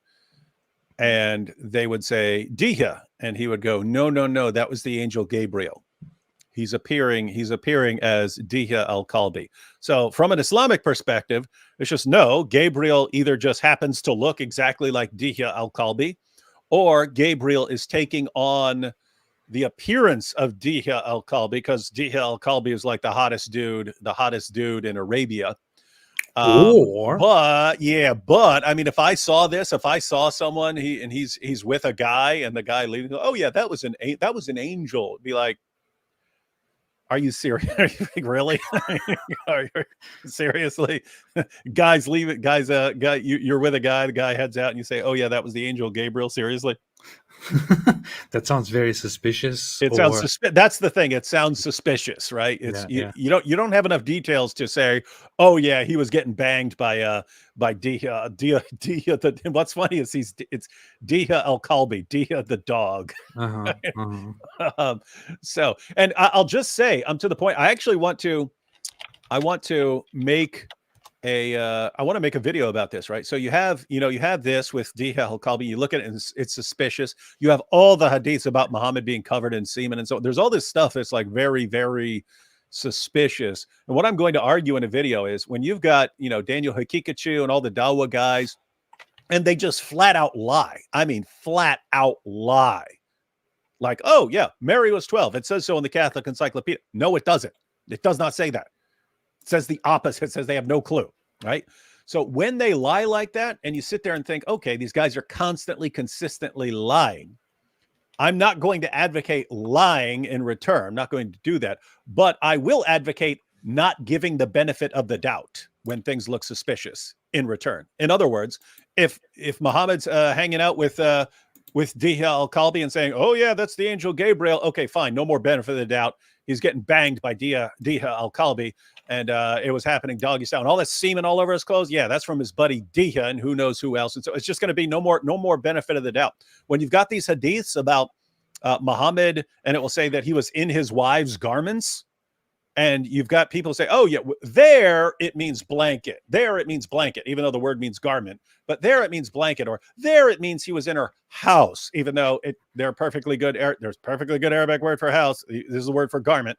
And so, I'm sitting there thinking, okay, maybe it does mean something else in that context. It says he was in his wife's garments, right?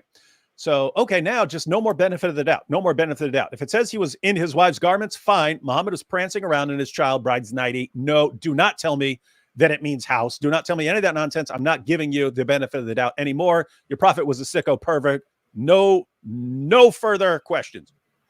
Alhamdulillah. And that solves the problem. This is how we end Islam. Problem solved.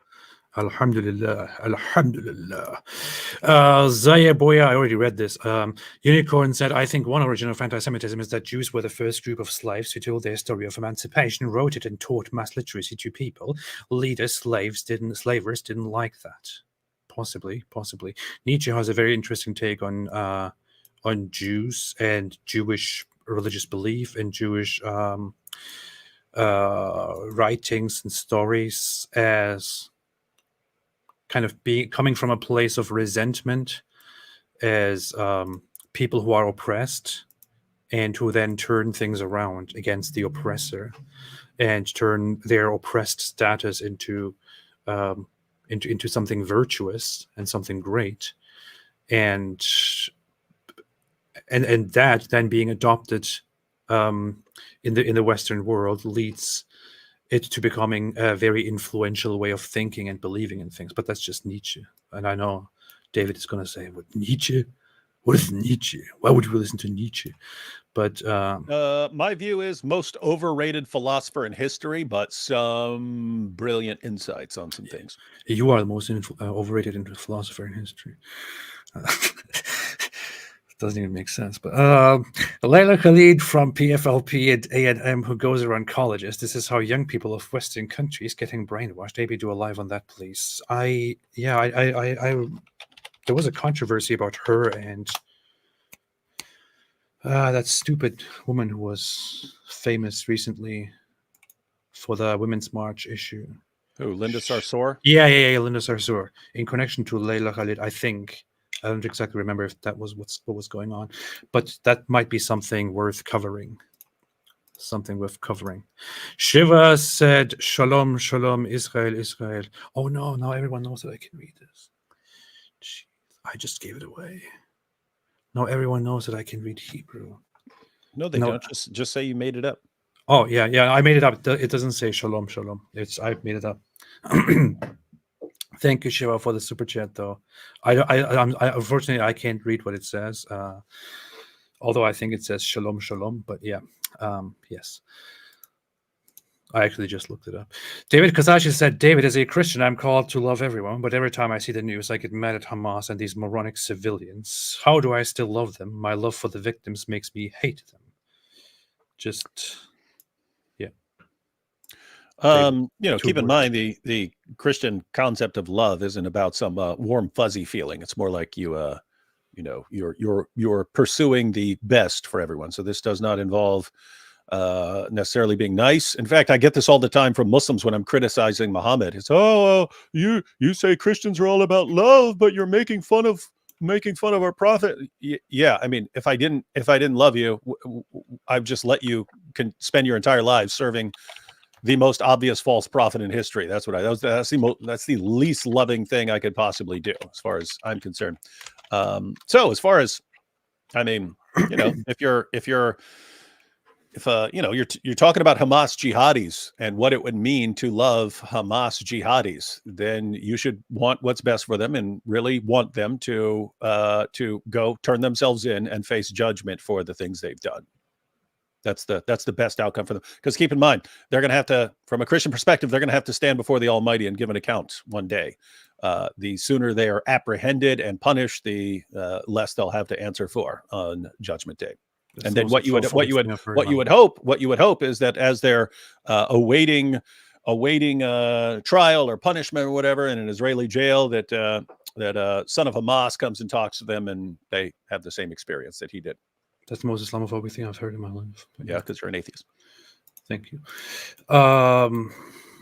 Oh wait, hey, I just got a message from Black Angel, said that rabbi. So I'm assuming she's talking about since we're talking about Rabbi Shmuley is going to debate Muhammad Hijab on Piers Morgan's show.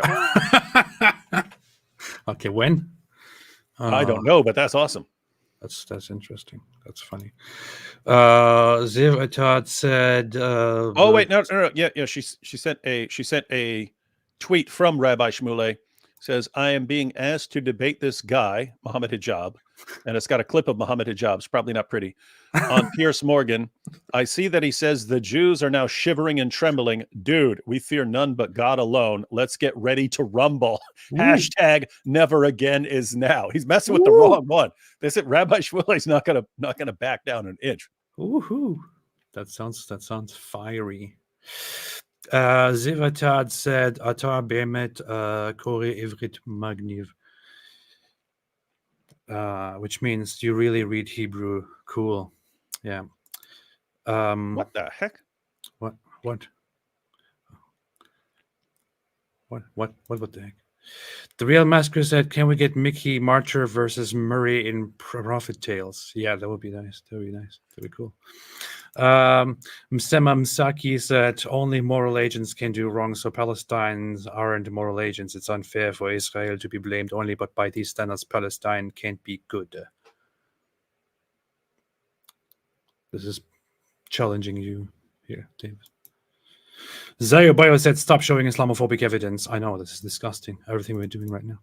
Real Masker said, "The Jews don't supply us with condoms, genocide."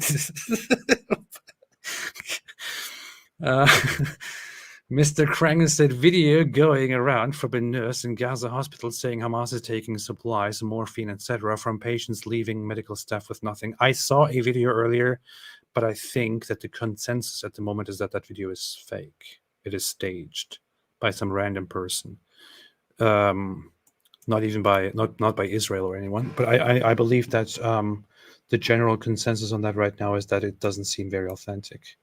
So wouldn't necessarily take that at face value as true.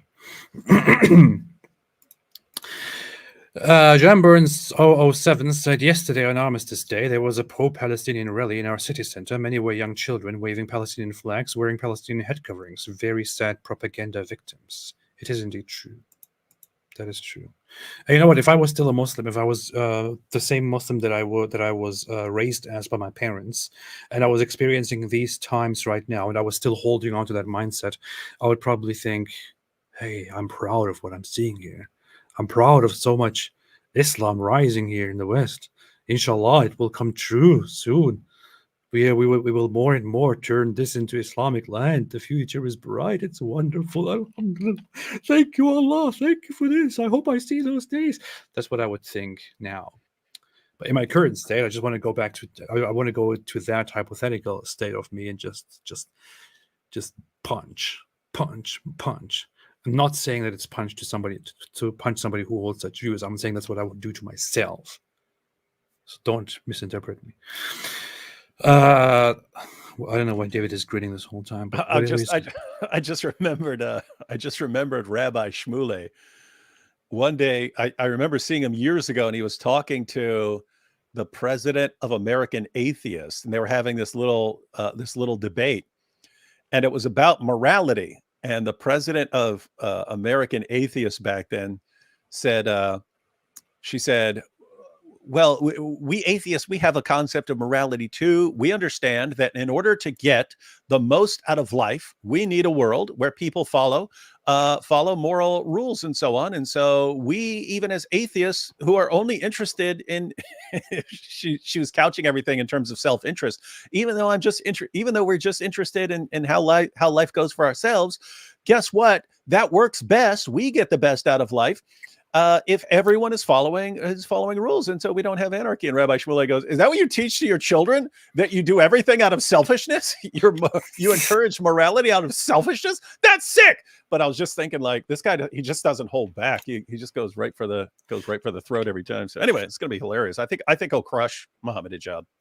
Yeah. That is a moral system, though, which some people, which is often there's a.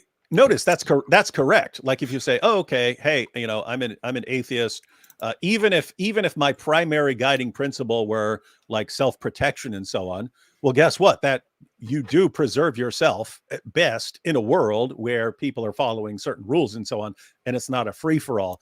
It's just like him pointing back. That what you tell your kids, like, "Hey, why do I need to do this, mommy? Because that's in your best self-interest in the long term. That's how you get the most bang for your buck in life, is if you tell other people to follow these rules." because it works out for you. He's, I don't know, something weird about that. Matazapad said Ashkenazi is the new Nazi. Your mom is the new Nazi. Shut up. He's mad because I'm 2.7% Ashkenazi. Yeah.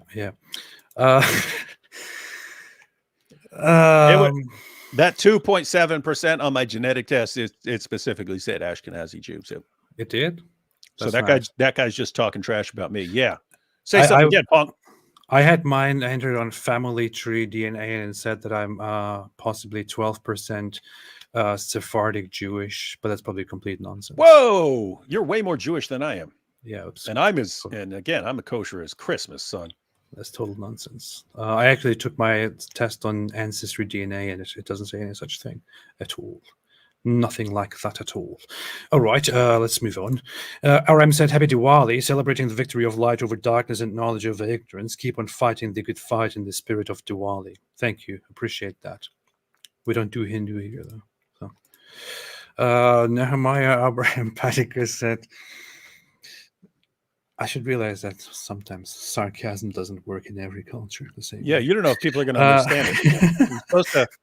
What you're supposed to say when someone brings that up is point out that Michael from The Office had a great Diwali song. Oh yeah, okay, yeah, go watch that. Nehemiah Abraham Panikar said 57% of Gazans express at least somewhat positive opinion of Hamas, West Bank 52%, and East Jerusalem 64%. About 3/4 of Gazans express support for Palestinian Islamic Jihad and Lion's Den. Yeah, I think that on the most recent polls, Palestinian Islamic Jihad or Lion's Den, one of those two, was leading ahead of even Hamas and PLO. So, or Fatah. So, most Palestinians in the Palestinian territories are very much fans of terrorist organizations. Sad. The Real Massacre said, this is why God created hell. Exactly. Because of me. Deborah, I'm going to make a big compilation of just AP agreeing with things that people say about God. Yeah, I agree. You see, David is 2.7% Nazi. Oh, actually, I mean, I'm seriously part German, so you can make a better case that way. Probably.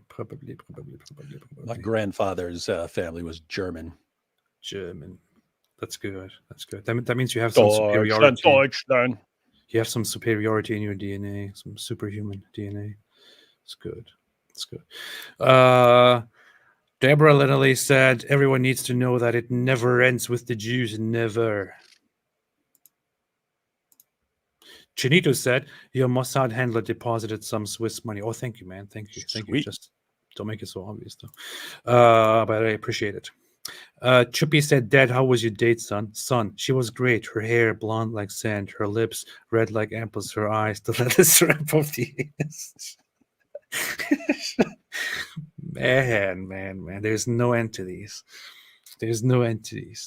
How did this even start? Somebody made a super chat, I think, and said, and they asked us how do and you it's just one of those hadiths, because you normally read the hadiths, you're like looking for stuff on topics and you're going through, and it's one of those where it doesn't fit in any category, so you just kind of glance at it and keep going and so on until someone like tells you, hey, can you explain this? And now you're like, this is nuts, man. What does this mean? And then you look it up and you're like, that is the dumbest possible way to say what he was trying to say there. Yeah. Well, but the eyes are the leather strap of the anus, man. It's just facts. This is science. Science tells you that. Exactly. Alhamdulillah. Ismiami said, watching Farfor's widow playing with children in Gaza is like watching Freddy Krueger play with children. Creepy. I put the link in the comments. God bless you guys for all you do. Thank you. Thank you. Thanks for what you do. God bless you guys for what you do. Thank you. I appreciate that, and I agree. Nehemiah Abraham Panikar said, according to the Organization for Economic Cooperation and Development, OECD, aid to Palestinians totaled over 40 billion between 1994 and 2020. Well, and that purchased a lot of Lamborghinis and a lot of tunnels. and Bugattis and missiles and tunnels and lot of TV shows prostitutes. for little kids and A lot of prostitutes. mutta marriages. Alhamdulillah, beautiful. This is exactly what needs to be done. Mhm. This is how the problem will be solved. Free Palestine.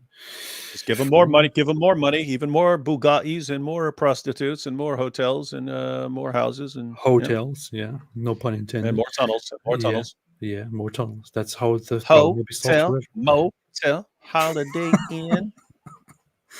Oh, yeah. All right. What else here? What else here? There was another Hebrew comment here that I quickly wanted to read. Anyway, but here. What would you think Shaky Booty's approach to this war Yeah, would how be? are you not making shake your booty responses to everything that's going on? I told him, but he is not in the mood, I think, or something. I don't know. AP, what would you think Shaky Booty's approach to this war would be? Is his approach multifaceted or simple? I think Shaky Booty is just proud of it. I don't know. He's proud of it. Proud of that. Snito said the eternal debate about baklava rages on. There is that debate too between the Greek and the Turkish people. Even yogurt. Greek and Turks fight over yogurt. Like who introduced it? Who took it from who? It's stupid. Marisa Kennedy said, wasn't she 6 years old when he thawed her? That is an interpretation of some of the sources where he talks about fondling virgins or something you do with girls who aren't yet big enough to bear the weight of a man for sex and so on. But he talks about the fondling of virgins and why it's actually even better than sex with a grown woman. And so, yeah, what is he talking about? And it's actually, I mean, there are Muslim commentators who say that this refers to a practice of thighing, where you. Alhamdulillah. Hang on, I'm gonna go check on my kid. Okay. Sigmund of Copyright Music said, have you seen the video of IDF soldiers dancing and singing the Palestinians don't have water and electricity? Can you refute the clip? I'm not sure if there's anything to refute. I haven't seen anything like that. Might have a look. Not something that I necessarily want to have a look at. There's a lot from both sides that I haven't had a look at or I haven't bothered showing even or analyzing. Gorno's Bulldozer said, imagine you take 7 tabs of acid and you meet Muhammad. He proceeds to say, I messed up, man. I need your help. Can you help me? What do you do? I will get back to you once I do that and once it happens to me. Taliesin McDonald said, what did you think of Dillahunty versus Andrew Wilson? I will save this question for David. Mr. L said, how do I convince you to watch and comment on the video Israel Unbiased History that is 9 minutes and 45 seconds long? I promise to stop the straps jokes. Let me see. It's called Israel Unbiased History. That sounds very biased. Israel Unbiased History. Let's see. That sounds like the most biased thing I've heard in my entire life. Israel Unbiased History. Unless I agree with it, then it's not biased. But let's see. I thought I heard crying. It was actually hysterical laughing that I heard. Oh, that's nice. That's good. I will check it out. It was funny. He took a picture of himself and with one of the effects that made his face all distorted, and he started cracking up laughing. Oh yeah. Ancestral land of the Jewish people, filled with their tell its great history. Many check it out. I might check it out. I'll see it. I hope it's not a joke. Going on his bulldozer said it's called to God, Assyria, and Bashar. Sid Dave, you know what's funny about Bashar Assad? He has a so Bashar Assad, the president, the dictator of Syria, and his father too.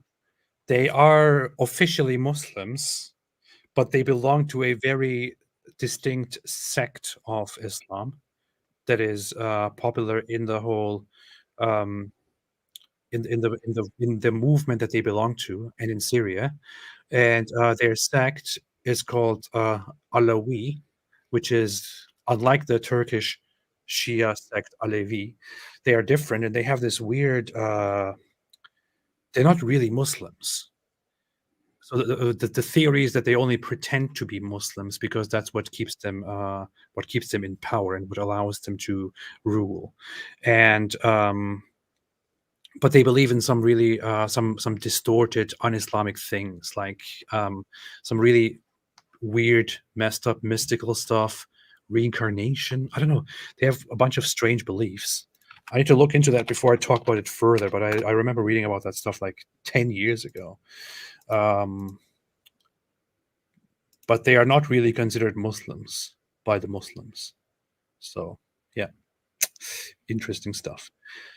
I like the way Rashid pointed it out. He says, we hear about these 2 billion Muslims and so on, but every group's going to say, they're not Muslims, they're not Muslims, they're not Muslims, they're not Muslims, they're not Muslims. And he said, eventually you get down to one Muslim in his mosque saying, I'm the only Muslim. Yeah.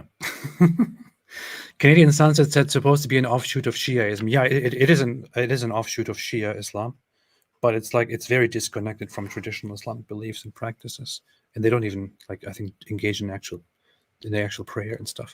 So Dave said Muslims claim there are no mistakes in the Quran. Opposite is true. There is not a single thing that the Quran gets right. Everything is wrong. Historical figures, religious myths, claims about nature, all BS. We just went through this. The Quran does not get everything wrong. The Quran says there are mountains. That's true. Yeah. The Quran says there is a sun. So go correct. There is a moon. There is a moon. There are stars. It'll say stupid things like stars are missiles that Allah uses to shoot demons, but you can't overlook the fact that the Quran is correct that there are stars. Yeah, go correct yourself. In your face. In your face, man. Sid Dave, in your face. Rocco said, Apostate Prophet, Alawites believe that there have been 7 incarnations of a trinity. They believe Ali was literally the physical manifestation of God the Son, Muhammad the Father, and a cleric the... What in the hell? I need to look into that further. I don't really know much about their beliefs, but I know that they are very, very outlandish in the regular Muslim tradition. I know that some Shia sects went so far that they began saying that Ali was the actual prophet, or that they started worshiping Ali or something like that. But I don't know how much of it is true. This is very interesting stuff. Joshua Wooden said, I know you guys are busy, but have either of you seen Matt Dillahunty run away in modern day debate? And who is your favorite atheist debater now, IP? I haven't seen it. Yeah, that was the debate right after mine. So I debated Aaron. I think that was it. That was because I did 2 debates. I think that was after the Aaron Ra debate, and then I left to hang out with some guys, Eric Hernandez and so on. And while we were there, one of the guys pulled it up on his phone and said, Matt Dillahunty just kind of stormed off. But yeah, he was, to be clear, he wasn't running away from a debate or topic. In fact, I think he went about this entirely the wrong way, but people have figured out a very, very sensitive issue to bring up around Matt. And the fact that he stormed off, I don't think I understand it. Hey guys, if you're just gonna be bringing stuff up like this, and then I'm just not gonna debate. But I don't know. Then, it's a personal. Yeah, I don't know the details, so I kind of don't want to say what I've heard that it's about, because I don't know the details. I mean, I've heard what the details are. I wouldn't want to say what the details are without actually knowing for a fact. But yes, let's just say people have found something to mess with Matt about, and instead of what he should do is show that it's not an issue and just figure out a way around it. But once you kind of get really emotional and flip out and storm off stage, now everyone knows, oh, I know how to mess with this guy. Okay, but if there's something to mess with you about, do not let other people know it. But am I getting this right? So was there a personal attack during the debate, which is why he left, or is that what happened? Yeah, he was debating some. I'm not familiar with the guy, Andrew or something, and Andrew was messing with him about something, and Matt stormed off. I mean, if there's a personal attack that took place, then I would say it's completely justified to just say, "Oh, okay, yeah, not doing this, leaving." Well, the issue is it's pretty common on modern day debate for guys to be tossing insults at each other and so on, and then and it's kind of, from a Christian perspective, you've had atheists for years. Christians are morons. They're dumb. They're all stupid. Bunch of dumb losers. Blah, blah, blah. They don't know anything. Ha ha. We're the only smart ones. And then as soon as you start insulting back, what are you doing? I'm getting off stage. So that's kind of the view. Yeah, my view is if you think someone's crossing a line, you're under no obligation to stick to the debate. If you're Matt Dillahunty and you don't want someone bringing something up, then that should be arranged ahead of time. Like, hey, if we're going to have this debate, then we're not going to talk about these things. With that said, if someone's starts coming at you with some stuff, I don't know. My view is you shouldn't let people know that you have this extremely soft spot that's going to allow people to shut you down at any point, because it's kind of over then. Because anyone that you tick off then knows exactly what to go after you on.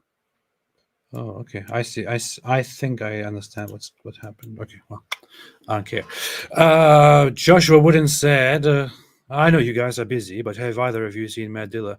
Everett Smooth said, David, how do you feel when you destroyed Aaron Ra? Well, don't say this here. Nobody can destroy Aaron Ra. I mean, well, it was kind of weird because the topic was, is naturalism true? So I expected to get a defense of naturalism and then didn't get one. So I kind of rolled with it. But I thought it was interesting that because the vast majority of debates between Christians and atheists is a Christian defending something like the existence of God or something like this, and the atheist sort of attacking the position.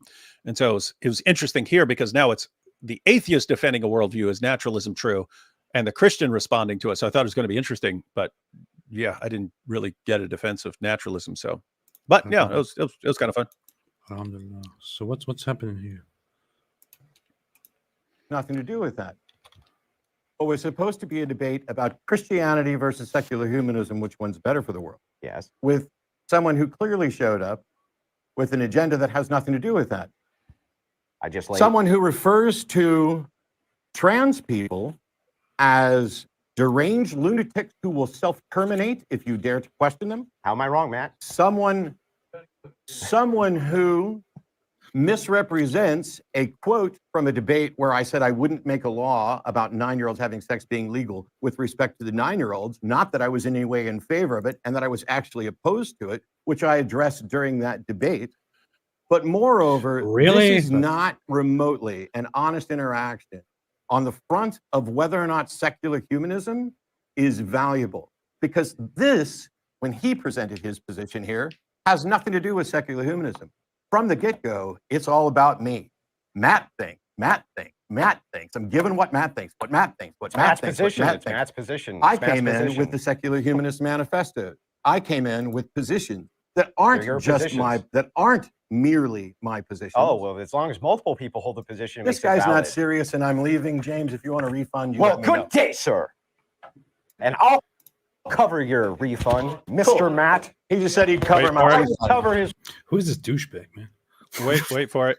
Wait for it. refund. No. Nope.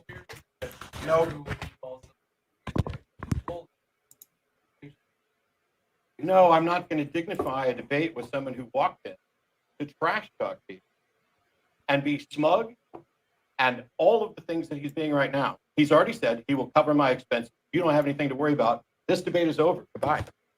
Goodbye. Jackass. Wait for it. Who is this guy? Wait for it. Did you call me a jackass, Matt? Well, you and your husband have a good day, Matt. Have a wonderful day, Matt. That's the issue. Yeah.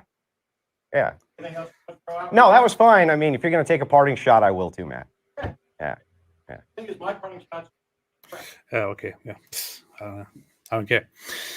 That's all I needed to see. I don't want to see or know more about this. But I don't know who this guy is, but pretty big jerk vibes. Yep, you're always going to side with the atheists. All right, go ahead. I mean, if you don't behave like that, like what is this? No, yeah, I mean, yeah, I don't know because I didn't see everything that led up to it. So Yeah. I mean, you can always express your views without acting like a jerk about it like that. Strange. Gornoise Bulldozer said David looks like one of the people that enslaved Jesse Pinkman in Breaking Bad, and AP looks like that's the messed up. Incredibox people. Those were Nazis, man. Those were. There were some bad dudes, but those were neo-Nazis. That's funny. Nehemiah Abraham Paniker said entities that try to destroy Israel, Jews throughout history, Assyrians, Babylonians, Persians, Greeks, Romans, Arabs, Fatimids, Seljuk Turks, Egyptians, Mamluks, Islamists, Germany, Spain, Arab world, etc. Nice. That's a good portfolio. For saying, hey, these guys, we survived all of them. That's my resume. That's pretty good, if you ask me. Yeah, I mean, it is, by the way, it is interesting because you go back and you look at all the groups around the Jews, like they're all eventually absorbed by some other group and now they lost their identity. Whereas, you know, even back in the day, I mean, the Jews, they were conquered by the Egyptians, the Assyrians, the Babylonians, the Persians, the Greeks, the Romans, the Muslims, the Christians. They were just conquered by everyone. And they're like still around. That's pretty resilient. Okay, people are commenting "Big Papa Fascist." Apparently, that's how he's known. I don't know what in the world. What is happening here? I don't know who these guys are. I don't know who these guys are. I don't know what Andrew is, or I know people are saying he's from this and that show. I have no idea. I don't know anything about these shows or these people. Just the only thing that I see here is that guy is a complete jerk, and that's all I want to know now. You don't know. You saw a little clip. Might be the nicest guy in the world. Definitely not. Leonor Booth, Tenzin Sergei Vladivostok, said AP New Zealand Greek MP Chloe Swarbrick got genocidal about Israel at Palestine rally in New Zealand. Mad world. I don't even want to know. Chloe Swarbrick. Kind of a dumb name. Yeah. Who the hell is Chloe Swarbrick? Go get it a new name. She said, "From the river to the sea" at a pro-Palestine rally. Yeah, from the river to the sea. Whoa. Get out of here. The dehydrated pie made a super sticker. Thank you so much. I appreciate it. Spirit and Flesh said, Elijah made fun of Baal worshippers. Bad Christian. Well, he was pre-Christian, but I probably mean, not a you Christian. can find New Testament examples of people making fun of other people. Yeah. The worst are atheists. They always make fun of people. Dehydrated Pie said Hamas TV stream was interesting and you guys' commentary was hilarious. Also, are you guys familiar with Pallywood at the Palestinian Jews? Yes, I am familiar with Pallywood. There has been a mockery for a long time. The mockery that the Palestinian people often pretend and create clips for propaganda and all of that. I am aware of that. I don't want to joke about it here and now, but yes, I'm aware of it. It is a very good industry. I don't think it's as good as Hollywood, but yeah. Angel Ferreira said, "What color is your mutar, coward?" Abdul Tate. Sankar said, "It's 656. Would AP and Dawood fight for Aisha or Ali?" Yeah. Yes, I agree. Gordon is both of the shows. Show David the acid trip hypothetical, please. No. It was something like if you took a bunch of acid and you encountered Muhammad and he said, "Hey, I need your help," what would you do? Something like that. The Dehydrated Pie said, "Let us pray, brothers, that we may one day send Nasrullah back to Allah. And as the great Farfur Dewai Islam once said, we are proud of that." I hope so. Nasrullah is the leader of Hezbollah. Sid Dave said, "Quran claims that Allah will send all non-Muslims to hell. But if you pay his believers a ransom, jizya, then Allah is fine with you believing in another God. He will still send you to hell, though." Well, yeah. I mean, everything has a price, right? And if you want to survive a little bit longer and only be punished by Allah later, then that's good, you know? That's good. Andrew Wilson is one of the best debaters around St. Telson McDonald's. I don't know, man. I don't like the guy from what I've seen. You saw barely anything of it. Notice I I saw the same short clip. I'd have to see. I don't know. Maybe Matt was really pushing his buttons. I mean, from the summary that I we get, should just watch it one day when we don't have anything else to discuss and just go through that, because it's only like an hour long or something like that before they Andrew cut out. Wilson is a paleoconservative blood sports debater, Christian husband, father, host of The Crucible. I've heard of Crucible before, but it sounds very insignificant to me. What is The Crucible? I don't know.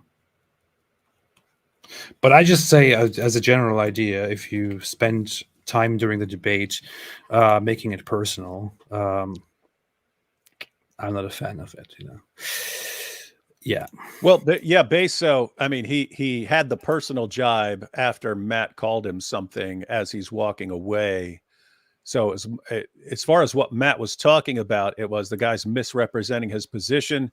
As far as what Matt said right there, he said he was misrepresented. It sounded like the same way they misrepresented IP, Inspiring Philosophy, where he said that he wouldn't make a law that punishes a 9-year-old for having sex. And therefore, like, Muslims ran with it and says, you see, they're saying it's fine to have sex with a 9-year-old. They agree with us. Alhamdulillah.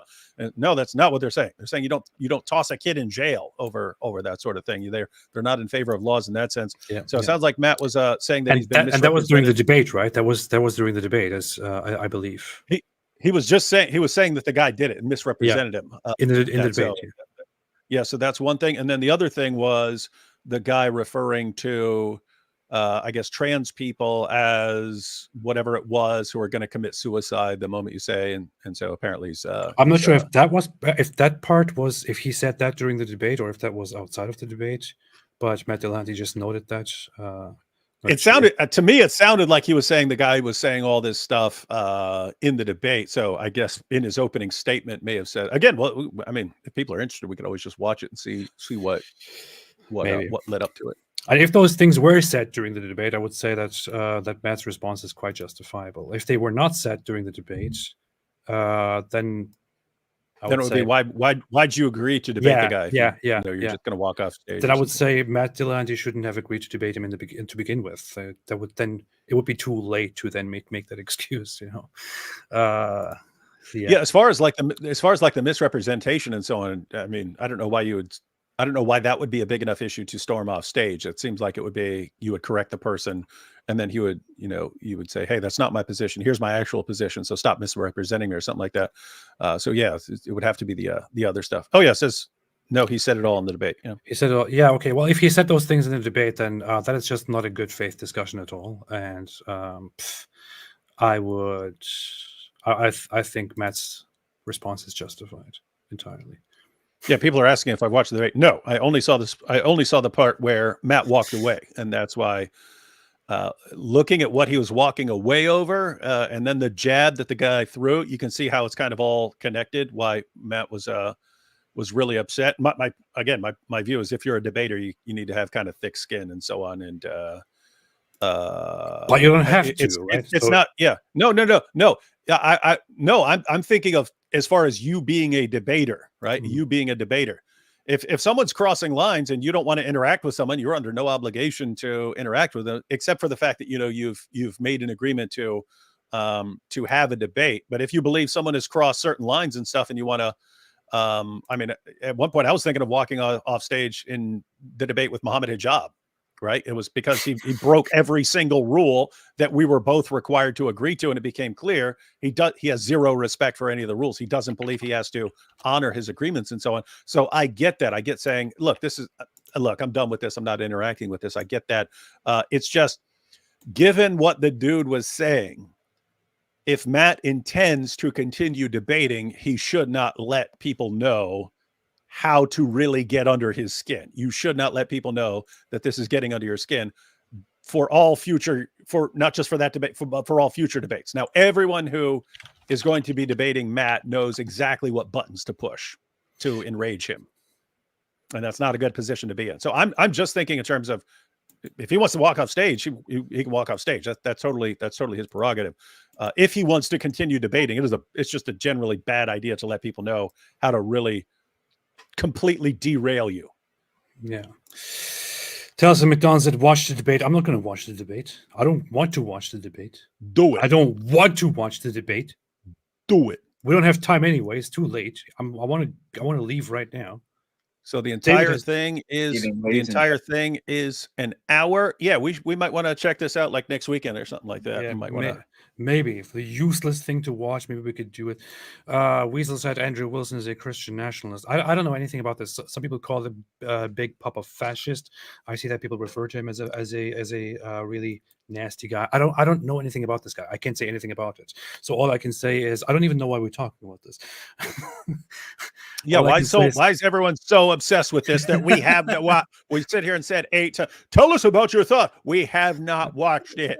Yeah. All I've had is like a little 1 to 2 minute excerpt, and all I've seen is that the guy has a very very bad attitude. And if you want to talk about proportionality, responding to Matt calling him a jackass with a direct attack on his family and marriage and all of that, that's